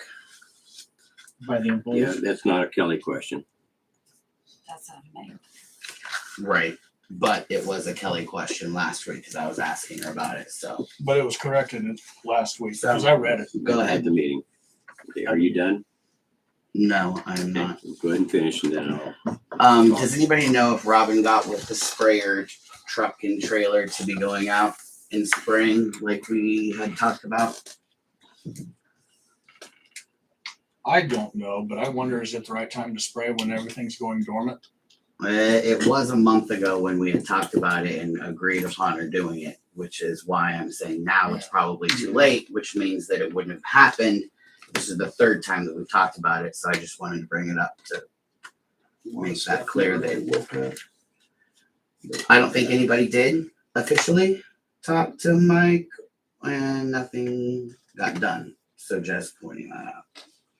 And then I did want an executive session for non-elected personnel with Kelly and Todd for 5 minutes included. Okay, wish you would have brought that up at the beginning, so we put it on the agenda. Want to close out everything else and then do that? We can do that. Let's close out the council concerns and mayor comments. I have none. You have any more? Brett, any more? Nope. Okay, Justin? Okay, all right. So first thing I'll mention is the employees signing off on the handbook letter. I did not personally feel like that I had 100% commitment from the council to have this work done, to have these signatures made up. So in your packet is a letter that it's a letterhead on City of Eskridge, and it talks about employees initialing various things and signing at the bottom. And I'd like for the council to read it. And I want 100% yeses from all 5 members of the council before I proceed, because I am not going to pursue anything against the employees that I don't have the backing of the council from. Anything against? I'm not sure. Uh, Todd, did that you might not be- say that at the might be- last meeting that it would be wise for us if we updated the handbook to have our employees do so? As our lawyer, you did say Yeah, that. well, I correct? said that they should, it's usually the case that when you have, either you have personnel manual change that's substantive. You know, that you, So I guess the question is, who did you think weren't backing well, there's, that? You were the only one that said to do it. Nobody else acknowledged yes or no. So do you And back that, Justin? It wasn't a motion Tim, do you made. back that? Absolutely emphatically. I'll ask the question. That means I'm definitely. sorry, I was having a conversation reading that in my mind, so. there's a. What was the yeah, question? The question was whether you, I guess there's 2 different questions. I did not review the paper you have in front of you. If you want to, I got it. You should have a I- copy. I think that it's wise and usually the practice to have employees acknowledge their receipt of the personnel manual. Whether that, and so if that's okay, then we've got that established. That was the theoretical, something saying I received it. That's a little bit more complicated than what you have in front of you. The 2 big paragraphs are the main ones that you might have interest in. I think items 3 and 4. Really, it looks pretty solid to me. Does. I like it. So then, Looks like something that I have to sign at work. yep. Says go for it. I can't sell the secrets of the post office to the Russians. I have to sign that every year. Okay. But yeah, like, I just want to make it clear, like, wasn't trying to get them to do anything that I don't think is common sense to have them do. And I didn't feel like anybody was against that. I mean, why would you? Well, that might have been the wrong choice of words. But I certainly had the impression that you were the only one that was wanting me to do this, even though Todd said it should be done. Because he made that comment as well 2 weeks ago. My question is going to be, what's the recourse when they refuse to sign it? Well, I mean, we have that stated, right? Well, here's the distinction somewhat is that there isn't, the policy manual is not a contract. You want to avoid having it seem like a contract. because you do not want to replace the concept that the employees are still employees at will and not contract employees. A signature to acknowledge that you have reviewed it is not a contract. Making them sign something starts to edge in on that a little bit. So, I mean, I frankly, if the only thing that, I mean, the answer to me is if it's a question of, okay, we have a problem now with this employee, right? We got a disciplinary problem. We're looking at further discipline, not determination. You'd say, well, what are you looking for? Well, did they get a chance to review the policy manual? Yeah, but they didn't sign it. I said, well, I don't care. They saw it. It's been there in the office, right?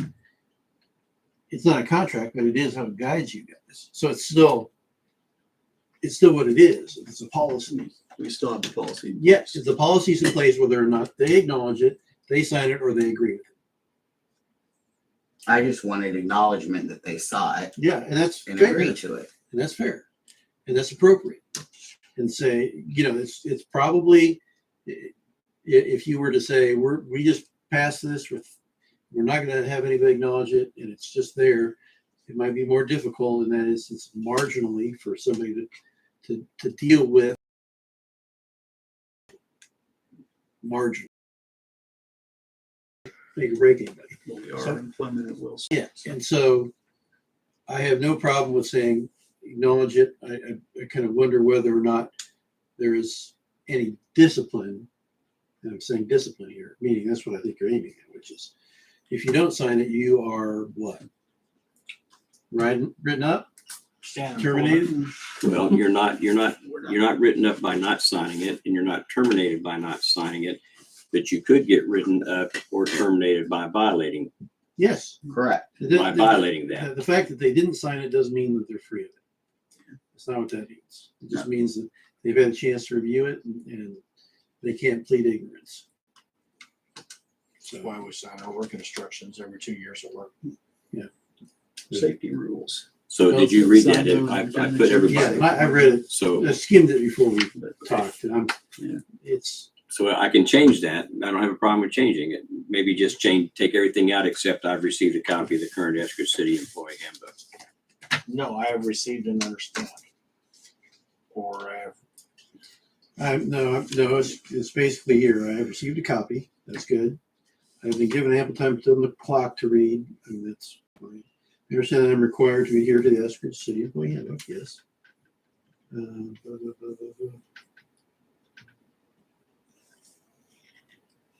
Yeah, I mean that's fair too. They need to lodge objections. If doesn't mean they're going to get what they want. It means a lodge objection. So yeah, that's probably where it break off here. If I choose not to sign the document, I will be required to address this Eskridge City Council on my objections. Take that one out. Yeah. Would be your suggestion. Yes. Yeah, and then the last paragraph is Oh, fine. I get a copy of the there, I'm sorry. Now you got two. So Get that that's, one back.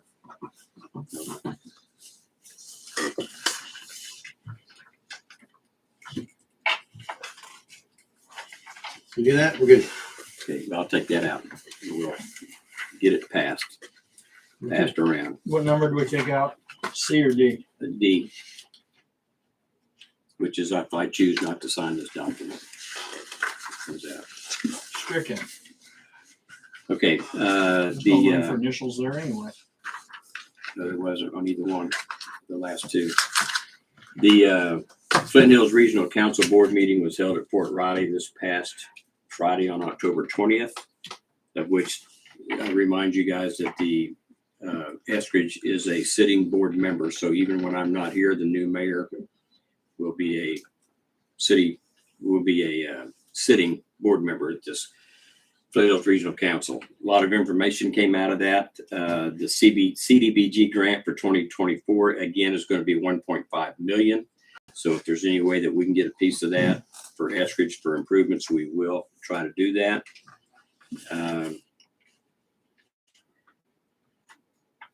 It was brought to my attention at that meeting that and I have to confer with Todd on this because he's our legal guy. But I was told that when you have elections in November, that the officers are to be installed in the first December meeting after the election. I mean, they appointed? No, whoever's elected, they have to be Oh. installed as. January. Well, we do it in January, and somebody else said, well, we've always done ours in January too, and then they were corrected and had to move it to December. So, Okay, well, let's back up here because the terminology is mixed up. People who are elected are not officers. They're elected Okay. officials. or maybe elected offices. Two In elected installation officers. of any installation of city elected personnel to the city office, however you want to word that. I wrote officer, so I understand what you're saying. Well, it's controlled by statute. Right. That's what it is. State statute says, allegedly says, I haven't read it, but it allegedly says that they will be installed the first meeting in December after the election in November. If that's the timing of it, yeah, that's usually the case because the day falls after the certification of the vote. There's some first meeting that would be at that they would it to be installed. All they do is take their oath because they're already the only two things they need to do to be seated is they need to be a qualified elector of the city and they need to swear the oath, and then they're seated. You can do that before the Pledge of Allegiance. You can do that by signing a piece of paper the Okay. day after Yeah. certification. I just thought it was always kind of a public deal that was done and then you did the whole deal, but Can be a ceremony. You're good. So the question I got is, we have elections coming up in a few weeks, 2 weeks, 3 weeks, whatever. And are we going to install the officer or the council people in December? Yeah, you gotta comply with statute. We don't have to, you say? No, I think you have to. Yeah. And it is a statute, were they correct in telling me that the statute says we have to do it I in don't December? know offhand. I'll take a I'm look. pretty sure it's January. Yeah, we've always. I'm done it in cool with January. December. That doesn't mean it's right. Right. Richard, what do you know about that? You LWID does it in December. Our understanding is that the law says that they're at the next meeting after the election has been certified.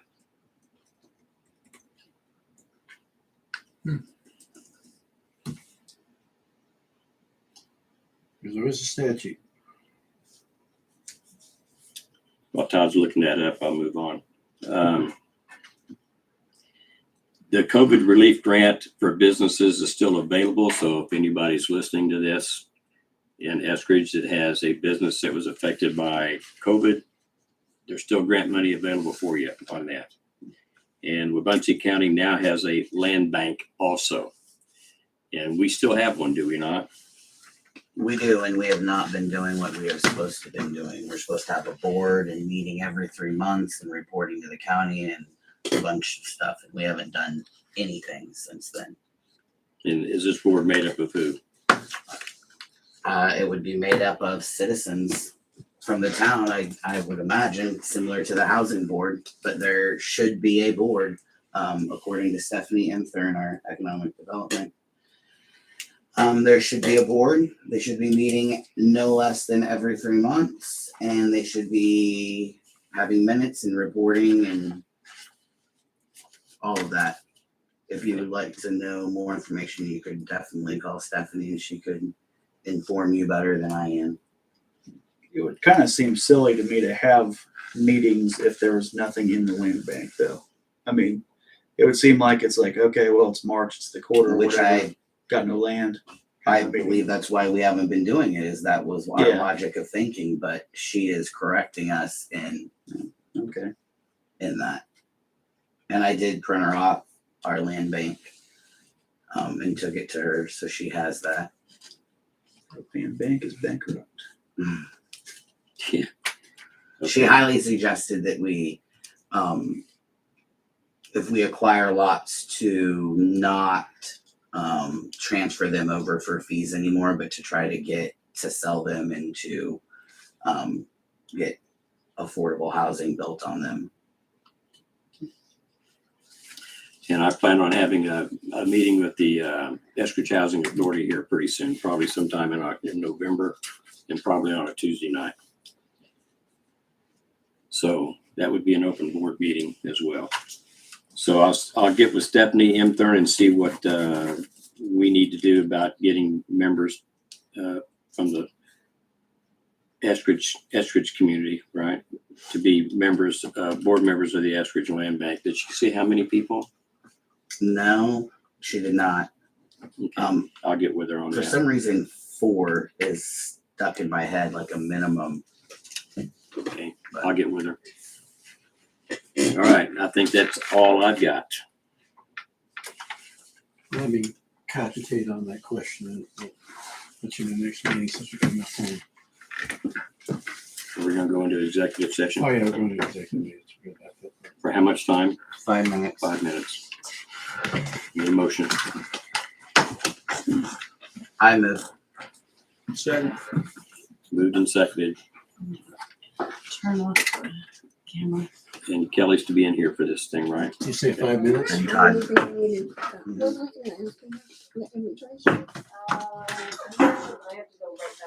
Okay, I'm gonna leave, that's why. Here's a hard copy in case you don't want to lose your email.